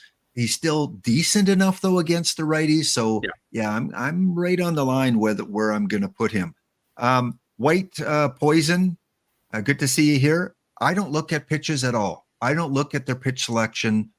Bullpen guys, you might want to make sure they have at least 2 really good pitches if they're a starter. If you're putting a starter in the bullpen, I would recommend that you look to make sure they have at least 2 really good pitches for bullpen role. But other than that, I don't put much stock into that. I worry about the ratings instead. I don't know. Do you DBlock put stock into the pitch, type of pitch, like fastball, slider, that kind of stuff? Not in iron. Yeah, not in iron. Not in the lower levels. Castanar asked about opener follower with him. No, I'm not a big opener follower guy. Because it basically, let me put it this way: you only catch the lazy guys and the real new guys with the opener follower. You have the option there, but use opener lineups, and it's very easy to set, and it's very easy. There's nothing really work to put into that, and so you don't catch anybody by surprise by using an opener anymore, really. Maybe in the first round, maybe in the second round, but after that, they are using opener lineups. So, so who is this card, chat? Now that I've showed you the ratings, come on, chat. Who is it? Who is the iron pitcher that I'm showing you here? A check mark for the opener lineup. It's I think it's a pull down menu, right? No, it's a pull down menu. Yeah, it's under the where you have the with the defensive subs and all that. Yeah. So when you go to your strategy at the top here, if it's modern era, there'll be a section here, use openers or don't use openers. And it defaults to not using openers. You have to actually go and say use openers. But anything before 1990, I think. I don't know, did they use openers? And no, I think anything before modern era is not going to show up here because they didn't use openers in those eras. So you can't set them then. Let me just go quickly into my team lineup just to show you. Yeah, if so league play, you can, league play, you see that there. So you go in and go to strategies right here. No openers or use openers. And then you can put the frequency. And then what you would want to do if you're using openers, this will show up. Okay. Otherwise you won't see that there. Only in modern era will you see this tab. You click that. And then typically if it's a lineup versus left-handed openers, I want to use my righties. And if it's a lineup versus righties, I want to put the lefties. And then you just save that just to kind of counter any openers that other people might be using. So again, I don't play around too much with it. I do set it just in case, but I don't micromanage openers and followers and stuff. Okay. Did anyone guess the card? It is the limited edition Al Downing. So not a card I would rush out and get because you're probably going to have to pay quite a bit. I don't know on the card shop how much he's going for now. He's not a must-have for me. If I had him, yeah, I'd probably throw him in the bullpen in iron, but not one of those meta that oh, gotta have him. If you don't have him, you're going to lose every tournament kind of thing. L10 He's no Cliff Lee. L10 is 4,400, and the lowest sell order is 16K. I wouldn't buy him for 16K. But No. Lower, No. yeah. No, not an iron. No, not an iron. All right, next card. L10, I think, is okay. Are you going to use this card in your pitching rotation? I will. You will? Wow, that surprises me. That's very surprising. And to be honest, if you would have asked me a week ago, I would have said, or when this card came out, I would have said, no way, I'm not going to use that. But there is in bronze that Bruce something, another B. He has the exactly same shape, and he is he's an iron. He is working, and I think this guy's working too with that high control. So here's again one of those outliers. You have everything kind of below average, but that one really strong category. And in this case, it's the category that we've said is probably the most important, up there with home run suppression for modern era. Splitty, are you going to use him as a start? We don't know his stamina because we can't see it. Do you know who this is? Chat? Not Bob Bruce. It's one of the newer cards that came out. P-Ridge. Yeah, and Bob Bruce was the one that I was mentioning. That is doing really well. And if you look at him, you would never think that. His control is way higher than P-Ridge's from Bob Bruce. That control is 112. So that is a lot higher than this one. So, but I would at least try him out. Okay. See, when I saw this card, it's like, I like that control, but I want at least two categories that kind of blow me away. And for me, he doesn't do it. So I'm not going to entertain him, even trying him. If you want to, I put him in there in the screen thing. Oh, okay. The Bob Bruce. Yeah, that is the Bob Bruce. And he's doing pretty good for me. And I know from I Rock This Model, he's number 3 pitcher right now. Oh, so I'm just going to flip back and forth between that Bruce and the P-Ridge. Go. See, for me, I would much prefer play Bruce because there is extremes in that control. And that might counter some of these, but it's not enough for me for P-Ridge. Like that pitcher scares me. But if it works, it works. Like I haven't tested him. You asked if I would try him out, and I said, I would try him out. I don't think he's going to be at the level of Bob Bruce, but I would definitely try him out. Yeah. And that's the great thing about lower levels. You try cards out. You be surprised over ones that are going to take off for you because Kitty. Some people look at that eye and say, I'm not even going to try him out, but look what he's doing. He's raking on a lot of teams. Okay. Next up, we've got this guy. See, this is a guy I would definitely try out in iron. And I think based on what you said about P-Ridge, you're going to try this guy out in iron. Definitely. We'll try him out. Yeah. Yeah. So for me now, he's got 2 mega categories. He's got the pitcher BABIP, got the control. Definitely going to be do better in earlier eras. Splitty, a little bit splitty. That might worry me as a starting pitcher. And this is Prokopek. Luke 59. Yeah, but you really have to be careful with him in modern tournaments. Yeah. For example, he wouldn't be. I think he would have trouble in the quicks, for example. He would have a little bit of trouble there with that low home run suppression. Yeah. I'd try him and I'd find out very quickly what he's given up in terms of home runs. But anything before the modern era, I like him a lot better. Yeah, if we go 70s and lower, I like him. Yeah. I guess I should say anything before the power era. I like him a lot better. Yeah. And then we have some bronze pitchers. So of course we're going to get ratings a little higher. We talked about the shape that we like, control, home run suppression, BABIP.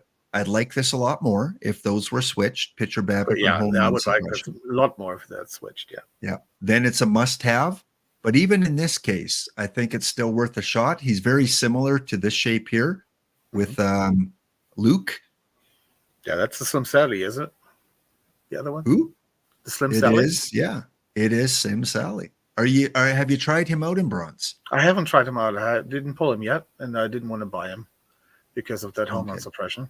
I'm much more interested in the Eovaldi. This and in the 5L, no doubt I would play it. I would try Yeah, the 5L is perfect for the 5L, definitely. Yeah. 6L, I wouldn't touch him.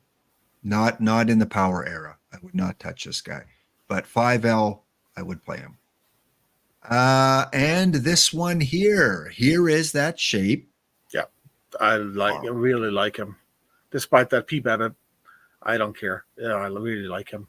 Let him give up 1 or 2 hits. He's been playing well for me. I think he's probably one of the top 3 pitchers in bronze. Some might think he's the top pitcher in bronze right now. Low bronze. I mean, if you're ever in low bronze, kind of a cap bronze tournament, you're obviously going to take him as a 60 because he's free. But yeah, he is for me one of my top pitchers in bronze right now. Oh man, I would just a little more pitcher Babbitt, but for modern era, I don't know about the 5L because again, pitcher Babbitt plays a lot more. But in the modern era, I like him as a bronze card. I'm putting him in. I paid 5,000 for him. That's how much I like him. I paid 5,000 perfect points. Did you get him at all? Did you pull him? Did you buy him? I pulled him. You pulled him. Okay. That's the only one of the new cards that I pulled. And those asking, well, why would you pay 5,000 for a bronze? I'm the type of player that I want to get the cards I think are good. Again, I'm no expert. I go based on just what I play and what I think. No expert at all, but I pay up early for cards that I think are going to work out really well. And if they do, you make that 5,000 back by winning a few tournaments. I mean, if you count that each regular pack is worth 1,000 perfect points, you win 2 tournaments because of him, and you've made that money back, perfect points back. So I'm the guy that I don't wait until he drops in price. I want to get him day 1, day 2, day 3, if I think he's going to make a difference on my tournament team. And Sporer saying he's doing well for him. Boy, Sporer, no wonder you're in the semis. Kitty's a good card. Eovaldi's a good card. Spore's in the semifinals. Is there a connection? I wouldn't mind him in the 5L because, I mean, remember that you're playing, a lot of people playing the Power Eye thing, and that is exactly what he's going against. True. Yeah, and he counters. Those guys have like, if they have 60 Babbitt, then that's pretty high for those Power Eye guys. So that 52 Babbitt actually is not that low if you're playing against a lot of Power Eye guys. True. Yeah. Countering the meta on the opposite side. And I still like him a lot more in the 6L. Yeah. But yeah, I'm not going to pass up him on the 5L because he's good. He's good. So Eovaldi, right now, kind of looking at the card shop as of last night, no one's selling them. If you have them and you play bronze, you're keeping them as a bronze card. He will come down, though, if you want to be patient. He will come down as more are pulled in packs. But right now, the cheapest, is it still 5,000 DBlock? Can you do a quick check? Sure.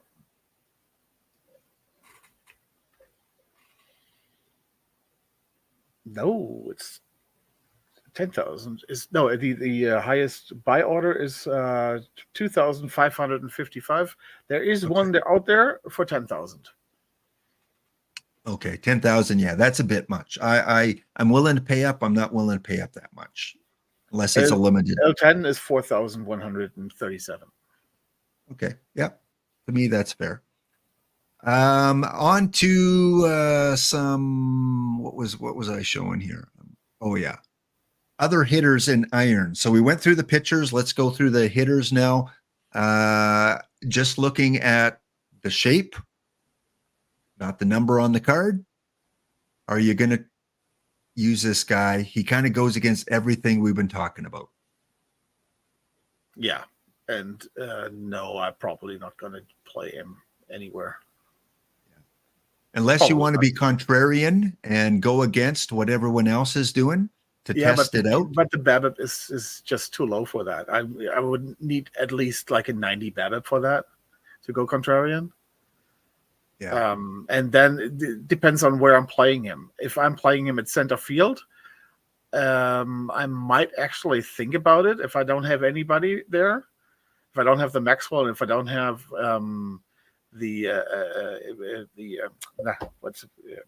Phillips?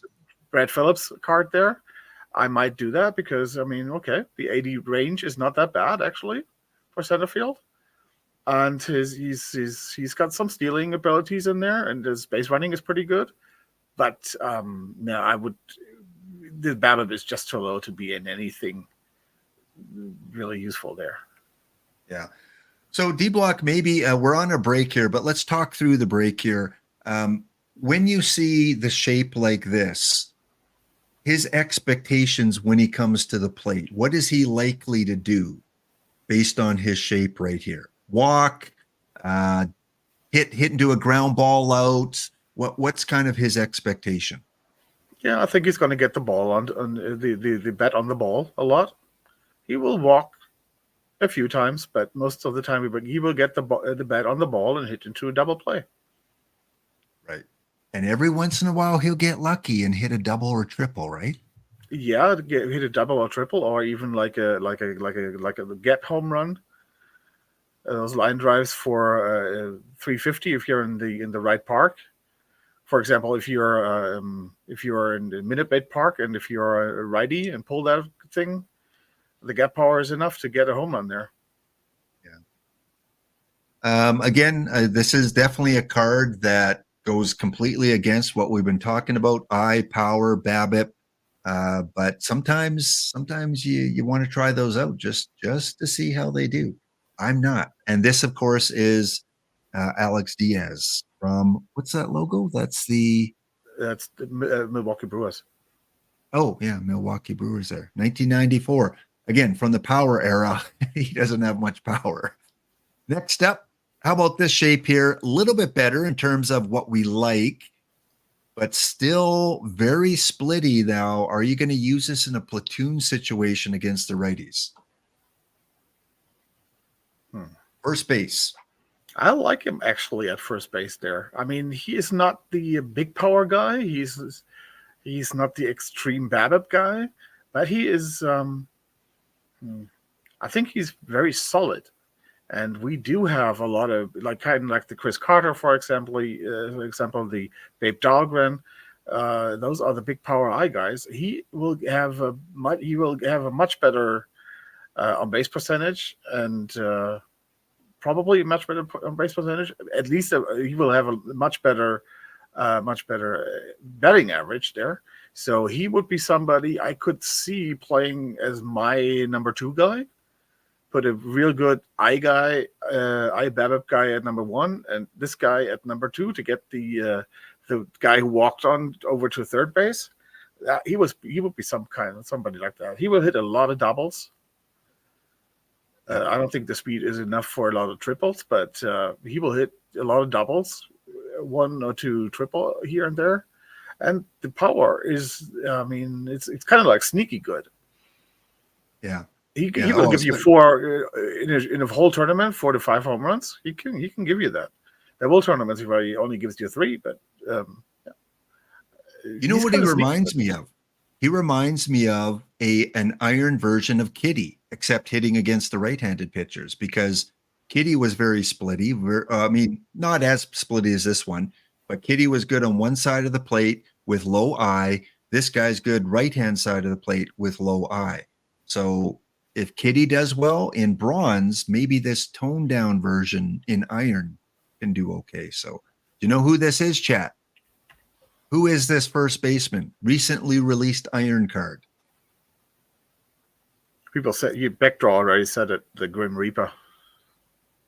Yes, yeah. Kitty's not. I didn't mean as splitty as this one. Kitty's not overly splitty, but he definitely is better against the lefties. Yeah, you got it. Charlie Grimm, the Grim Reaper, back dog, first baseman, 1921. Now we're getting into bronze again. Splitty, good against the righties, left field, one position player.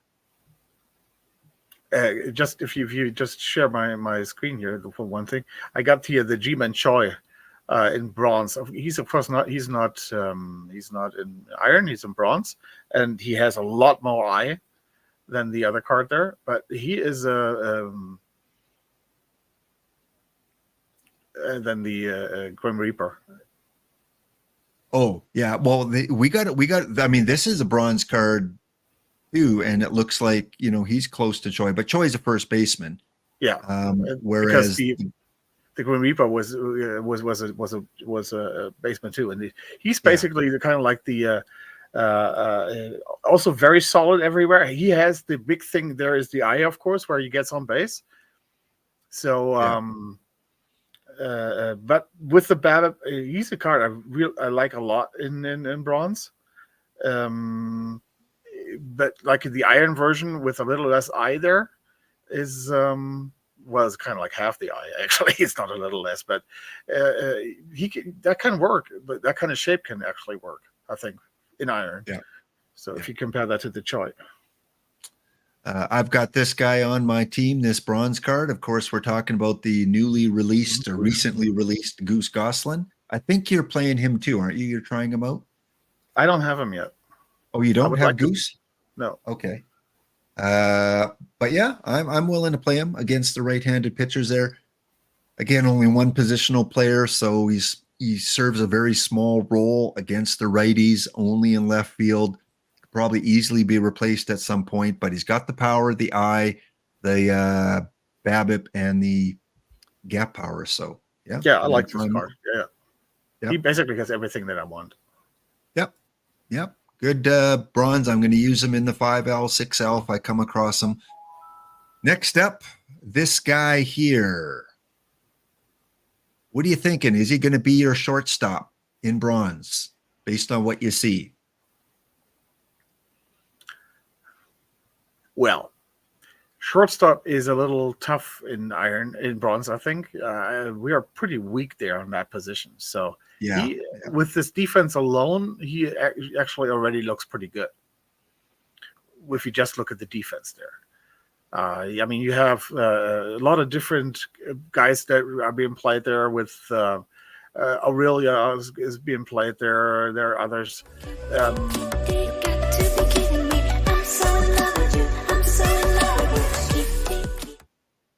So he is, from his defense alone, he is playable, definitely. He is splitty, and he is kind of like a strange splitty there. He has the power against the righties and the eye against the lefties. So but like I said, from the defense alone, you can play him there definitely. Yeah, I paid up for this one. This is another one I paid up for. I think I paid. I mean, not a ton, like 3,000 or something perfect points for him. And that, is Paul DeYoung strictly for the defense at shortstop. You want some good defense at shortstop. And like you said, that's kind of a weakness for bronze right now.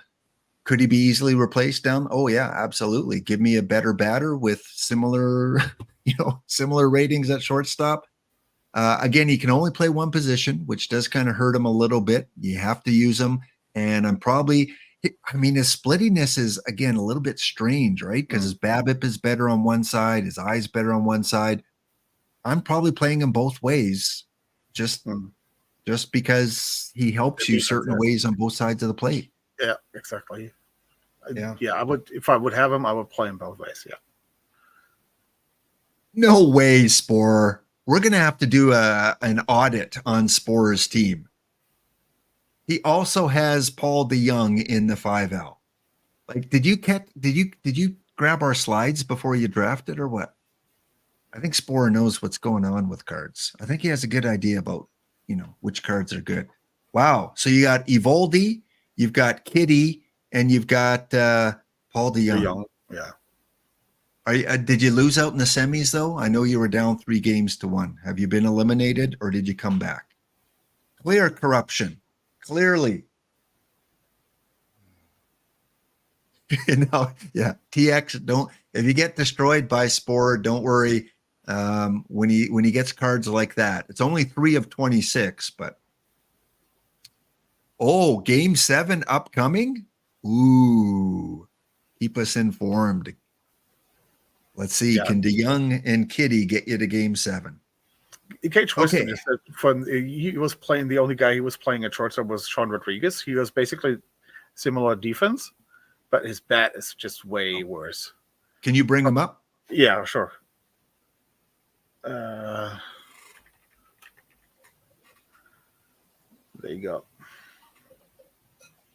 So his bat is way worse.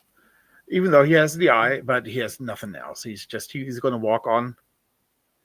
So that's good enough. But his defense is pretty good. His arrow is a little bit. He will make some mistakes here, which the young will do. But his bat is just way much better. So he was somebody a lot of people played there at shortstop, especially if you consider the defense. I was playing the Listash. I was playing the Aurelia there, who have way worse defense than both have. They have more bat than the Rodriguez. But with the DeYoung there, I think DeYoung is now the clearly winner there. And here's a case where, this guy that you're showing, Rodriguez, has one more range and he's multi-positional. Where if this was perfect league, I don't know. I haven't been in perfect league in a long time, but those of you that play at a high level in diamond and perfect, if the ratings were adjusted to that diamond or perfect level, are you taking Rodriguez because he's multi-positional and has one more infield range where it does make a little bit of a difference the higher you go up? At iron and bronze, I'm not worried about one difference, but for some people, a range of 1 or 2 more for a shortstop, they'll sacrifice more of the bat. But is this too much of a sacrifice? I'm curious from you higher level players, if this was perfect league, who would you take with the ratings adjusted, obviously, for that league? All right.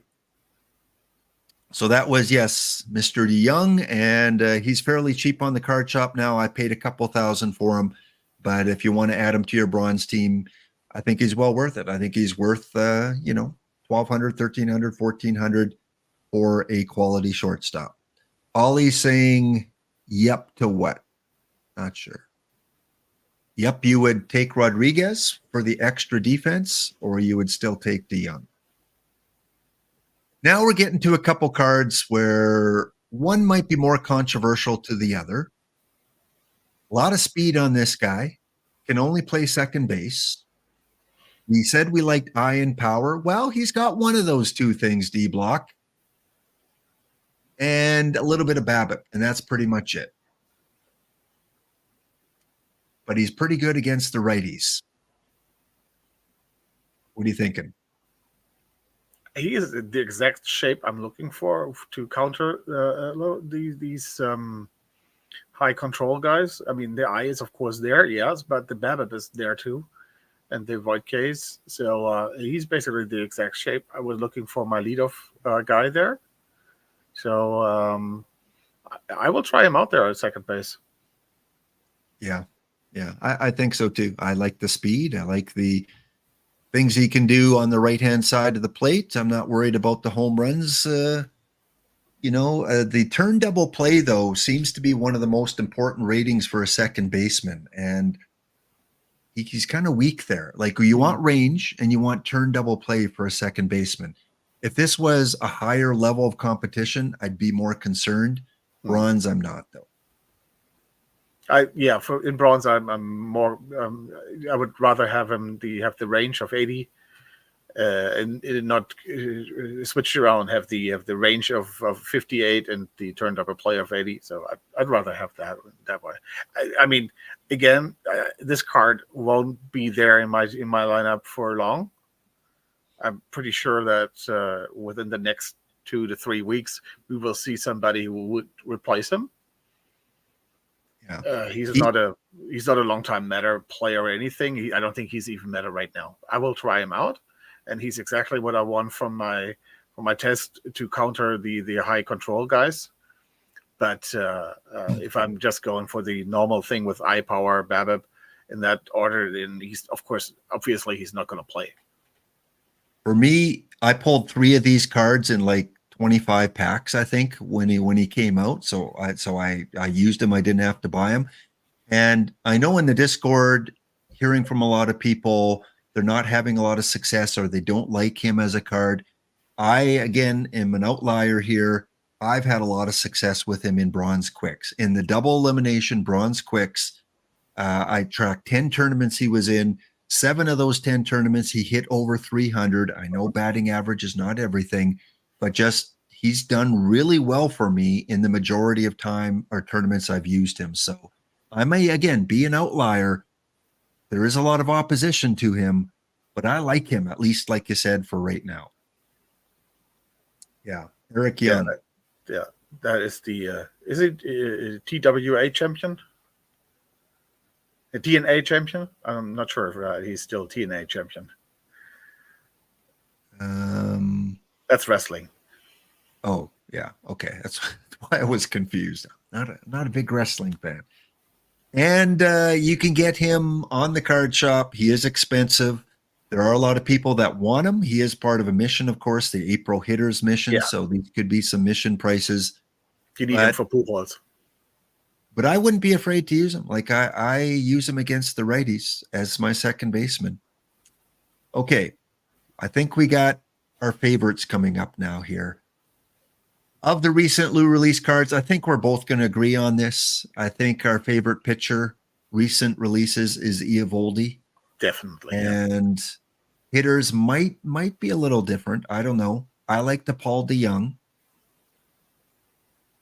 Who do you like as your most recent favorite hitter? We got Young, we got DeYoung, we got Goose, we've got Grimm. No, I like the Young, definitely. Yeah. But right now, I think I like the Goose Goslin probably the best. I have to platoon him, okay, but I like him a lot there. And he gives me basically a chance to get away. I mean, at one time I was running Dunn, I was running Jimmy Wynn and Ronicky. So he kind of gives me a chance to get away from that a little bit, from this extreme, and have more balls in play. Because especially Ronicky, he was the guy that he's the guy with the least BABIP of those 3, and just to switch it up and have more balls in play there. So yeah.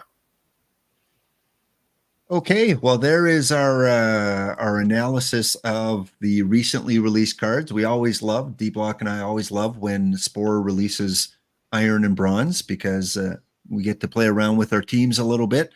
And hopefully I'm sure we'll see some on Thursday with the new set that's coming out.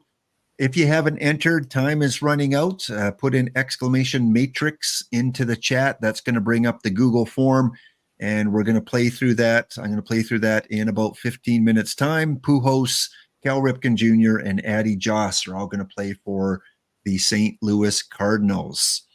Okay, one last thing, and we're not going to spend a lot of time on it, but I do want to kind of readdress, we kind of cover it every time we're on, is what do we do next with our Iron team? So before we do that, though, let's go check on the 5-Al, because Sporer said he was in Game 7. Let's see if we have a Sporer final here.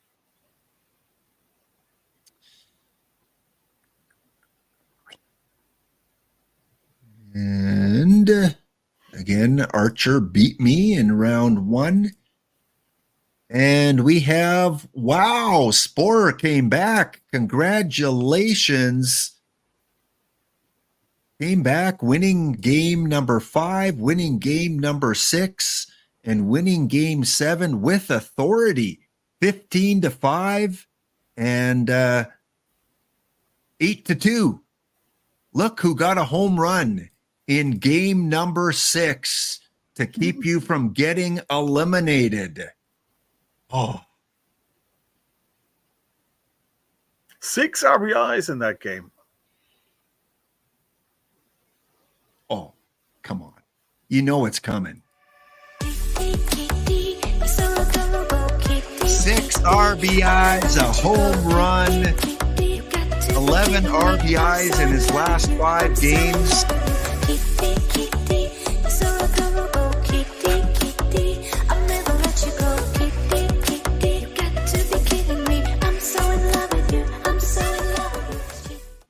I don't know what the guy looks like in real life, but I think I need a poster behind me now. Kitty Bransfield.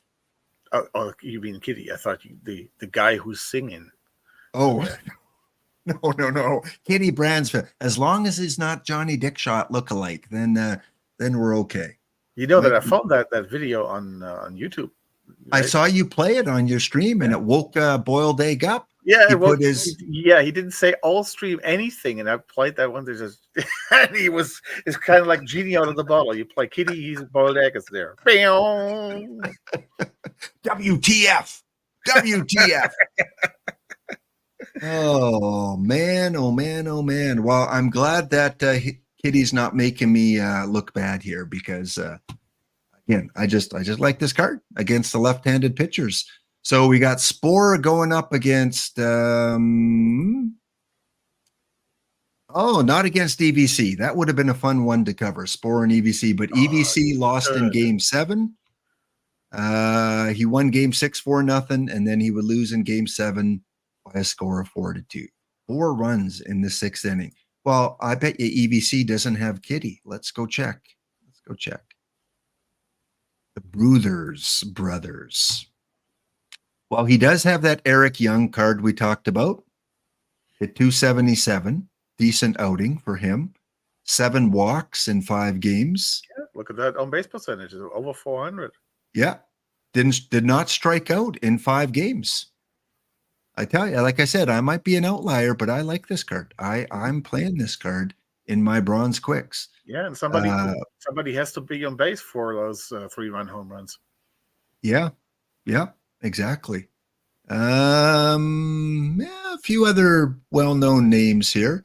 This was a stud last year in the game. Not as powerful this year, but yeah. But look at the splits there. He might be somebody you could pair with Goose. Hey, yeah, left field pairing with Goose. I like it. Yeah, he's got the shape that we like. BABIP, eye power, a lot of gap power. So a Goose Ivan combination might be pretty good. And let's check out those Dachshunds, Dachshunds, however you say it. Who's he got? Dachshund. There you go. We talked. Let's see how many cards we talked about today. 1. No, we didn't talk about that one. 2. About that one. 3. That's it for hitters. Take a look at his pitchers here. We talked about that guy. How's he doing? 3-2, 320 average. Man, hit and miss with this guy. 12 hits, 3 hits, 5 hits, 11 hits, 2 hits. Yeah, he has one big outlier there with 5 runs against him. But the other ones, even if he's given up some hits there, he's keeping it with very few runs against there. There's just one outlier that really inflated his number there. Really like this pitcher too. Really like the Kralik, yeah. And again, the reason this might scare people here with all his pitch selection, but the reason that's so low is because the stuff is low. So yeah, well, but the real thing there is, I mean, if you look at that, this is all red. The pitches. How come the stuff is 44? Yeah. If that's all red, or the other way around, if the stuff is 44, why are the pitches all red? Yeah, I don't get it. But the mysteries of card creation. All right, we're on a break, D-Block. When we come back, we're going to do the last segment with you here and look at our Iron Team quickly. So back in 2 minutes time.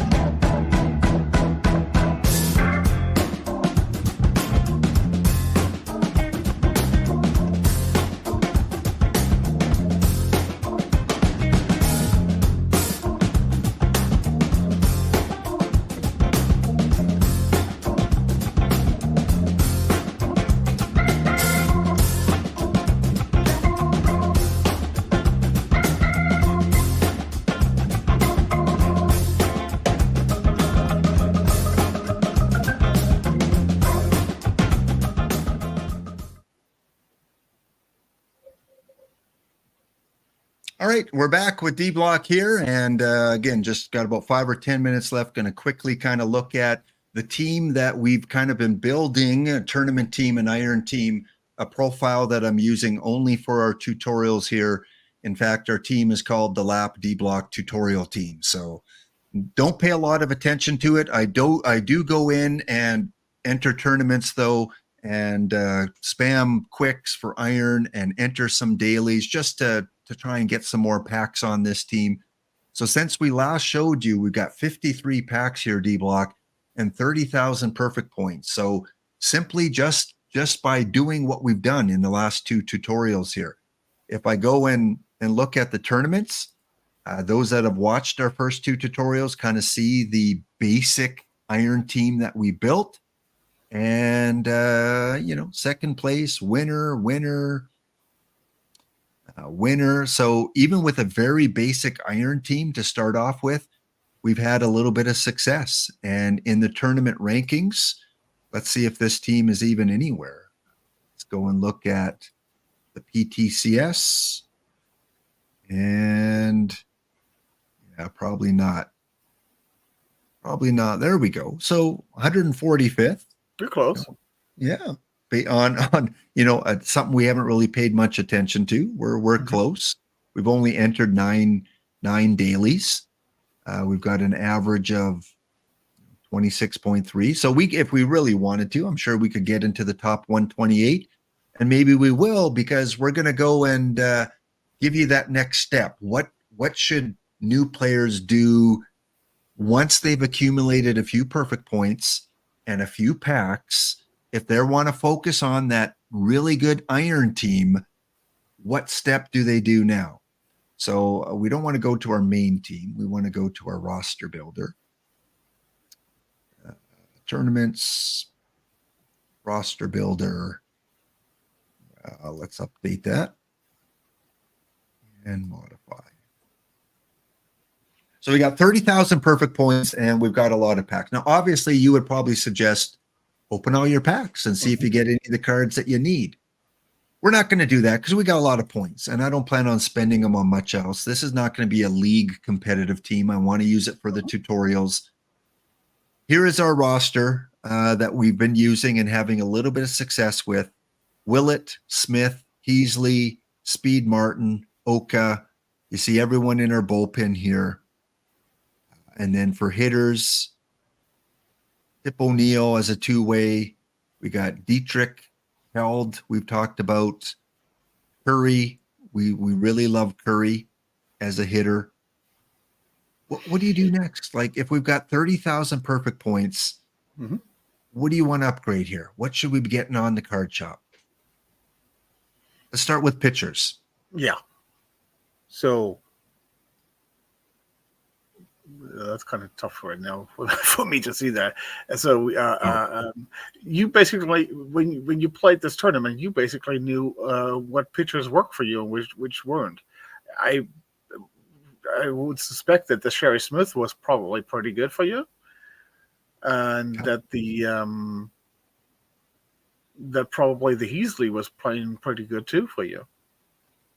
So that profile, which we kind of built this tournament team around, which again is focusing on the control, the home run suppression, and pitcher BABIP, less with stuff. You want to keep looking for upgrades with a similar profile, or maybe something that's fairly well-rounded. We have this card on right now. So I don't know if you remember what you're using in iron, but maybe give me a couple starting pitchers that you're currently using that we don't have here, and we'll just go pick them up from the card shop. Well, there's of course that Bob Bruce. Okay. So we've got 30,000 perfect points. I see that in Discord. New players are saying, what should I do first? What should I do? And you guys in Discord are great. You're saying build a tournament team. That's one of the first things you should do, because that allows you to get more packs, more perfect points, get more better players, get a better tournament team, do better and better and better. So that's what we're doing here. We're focusing on not league play. We're focusing on building a better tournament team. So Bob Bruce, 700 points. You know, that's a lot higher than what we'd want to pay. Yeah. But we've got 30,000. Let's pick them up. You probably want to put in a buy order of 100 or 200 points because you'll probably get them. But for the sake of time, let's go get them. Who else do you like? Let me check there. Yeah, I like the Bob Forsch. Porsche. Okay, this one a lot more reasonable. 74. Okay, look at his profile. The profile we like. Buy now. So then a new player may ask, okay, I followed your advice. I picked up those profiles you like. Now I got to get rid of a couple pictures. So who do you see here in the lineup as our most expendable pitchers right now?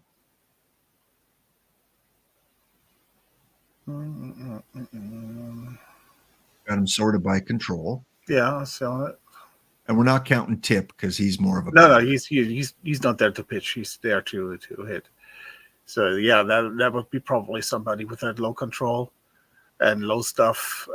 He does have the yeah.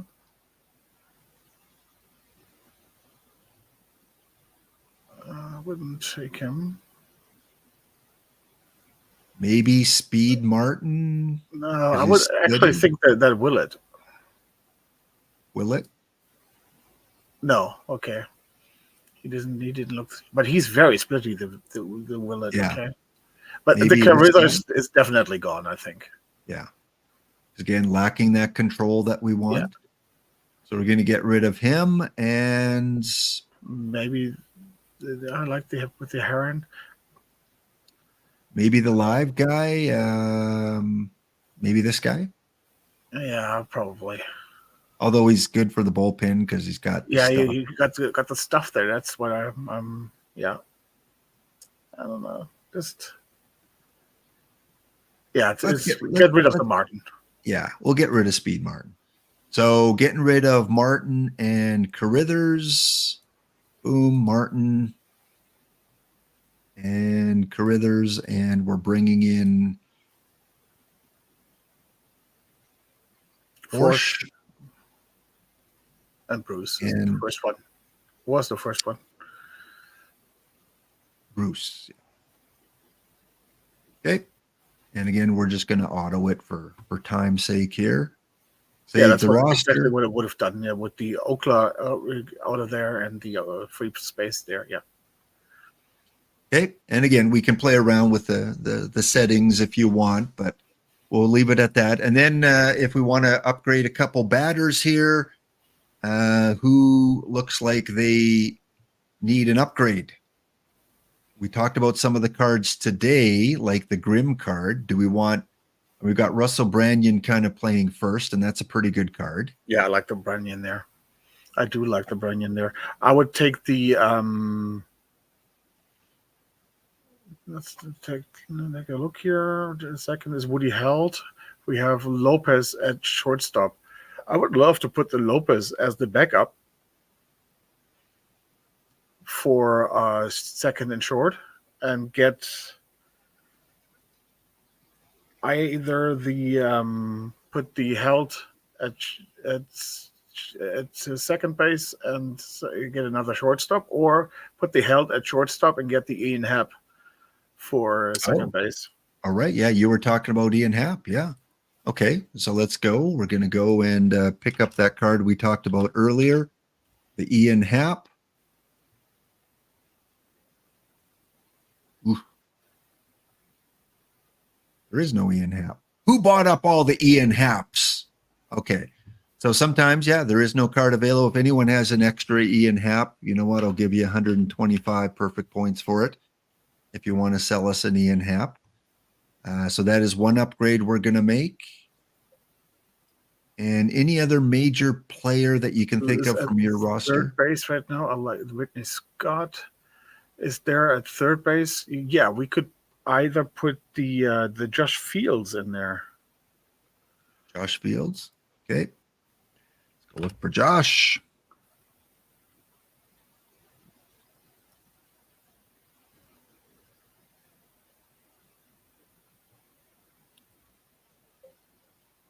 Josh Fields. Again, profile that we kind of like. 20 points, pretty cheap. So we would get the Hap, we would get the Josh Fields, and then who are we going to replace? So let's kind of piece together our roster Who here. is the backup at second base and shortstop? Right now, the game wants Howell and Hoover. Yeah, let's get the Howell out of there. Oh, he's got to go. Yeah. And Hoover has to go too. Yeah. Okay. Those are the two we have to go. Yeah. How did we even win a tournament with that guy on there? Well, they have defense. Yeah. True. Yeah. Hoover and Howell. Somebody said Okay. we have a Hap there. Ian Happ. Did someone just sell it to us? Yeah. Fulfilled buyer. Thank you. Yeah. Thank you for whoever gave us that Ian Happ. Okay, that makes things easy. Happ and who's the other Tactile. one? Thank you very much. Oh, Fields. Okay. So now we're going to go and next question someone new would ask, okay, well, how do I know who to put in and start? And we have it just ranked by Babbitt Power I because that's what you recommended and catcher framing. So any position here where we need to, we've got to get Ian Happ. Where do you want him? Second base? Second base, yes. And that would remove Woody Held.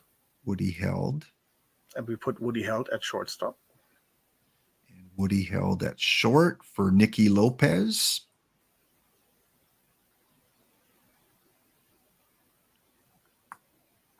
Okay. And Happ at second. And how about Josh Fields? Josh Fields for Rodney Scott at third base. Both sides? Yeah. Third base for Rodney Scott. Okay, so Fields, third base. Good. And when we reorganize our depth chart, now we got Nicky Lopez. You want to back up second and probably short. Exactly. And the Rodney Scott can back up the Fields at third base. There we go. Right. Because you don't want Woody Held backing up because he's starting. You don't want your starters as your utility one as best as you can. So Coleman, Lopez, Scott, Lopez, Happ. Maybe we bring in Willingham. Scott, Happ. I guess we can leave one in. So two Scotts. Okay, we're good there. And against the righty, same thing. Replace Woody Held. Since he's a starter, Coleman. And I guess we'll put Coleman there. Two Colemans, two. Because you already did this the first one with the AI. What the AI did was put in the defensive replacements already. Yeah. You might want to take out the Ian Happ there. There we go. That is it, yeah. But everything else is great, I think. And against the righties, Ian Happ out. So do you see any other hitting glaring weakness? Obviously, we can replace a lot of players. Trying to think of new cards that came out. Again, there was that Charlie Grimm. And who else did we have for iron? Well, we could get the Charlie Grimm would be somebody we could play at first base, and then we could put the Brunyan at third and have the Fields as a backup and get the Scott completely out of there. That would be something. Yep, I like that. Charlie Grimm, sure. Again, you would put a buy order. You probably wouldn't want to pay $1,500 as a new player. Way too high for him, of course. But and now it's $3,000. But you know what? We're going to put him on now. So Charlie Grimm for Scott. Yeah. Scott is out. Grimm. Where are you? Where are you? You're not on the list here. Grim. I don't see him. What number was he? 50. You have questions. I'll find him here. Grim is 58. Yes, believe it or not, we do not have all these guys memorized. I guess is he already on The the team? reserve is he? Yeah, he's on reserve. Hmm. Where he should be. After you bought him. 58. There he is, yeah. I don't know how we missed him. Okay. And now we want to put Grim at first.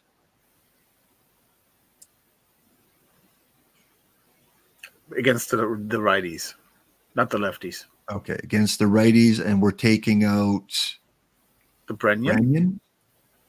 Okay. Put the Brenyan in for Josh Fields. And Branyan for Fields. Third base.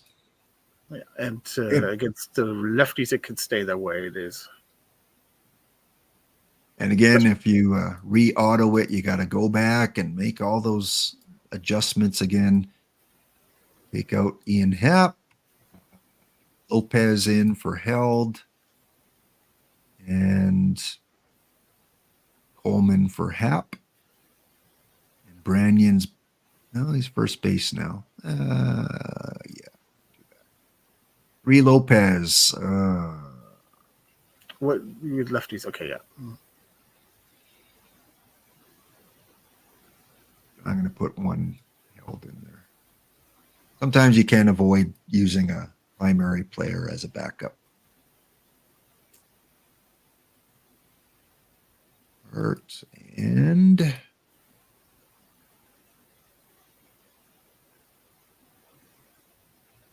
Ian Happ out. Coleman. Lopez. Sure. No. Save. All right. So again, when you accumulate some perfect points, you're building up a team. You slowly move out the guys that, aren't the guys you want there long term. Bring in some of the new cards like we did here. And we'll check out. We got a couple new pitchers, Bob Bruce and Forsch in our starting five. And we've added Ian Happ, Grim, and who was the other one? Josh Fields. Josh Fields. Okay, I'd say that's a pretty good upgrade. All right, chat, unless you have any other questions, I'm going to let DBlock go here. Thank you, DBlock, for hanging out with us, and I think valuable information for a lot of those new players that are out there. Normally, this tutorial wouldn't go on this long, but there was no other streamer scheduled to come on right now because they couldn't stream. Dr. Dynastic had to take today off, so he will be back tomorrow in around 1 o'clock, I think, p.m. Eastern Standard Time after EBC tomorrow.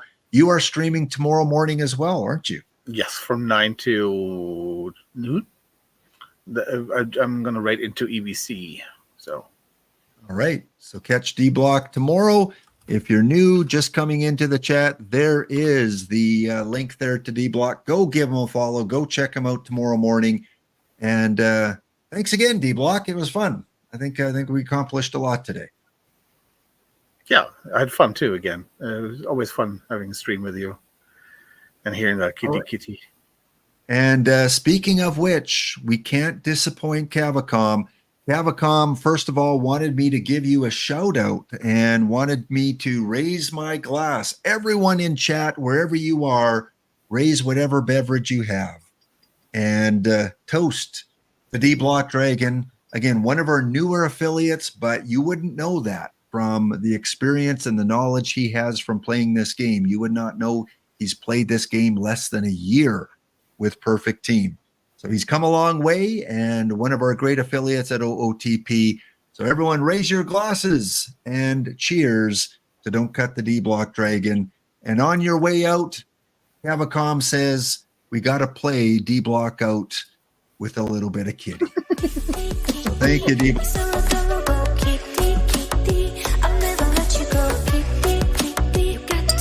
Come on, boiled egg. You too. Come on. He deserves it.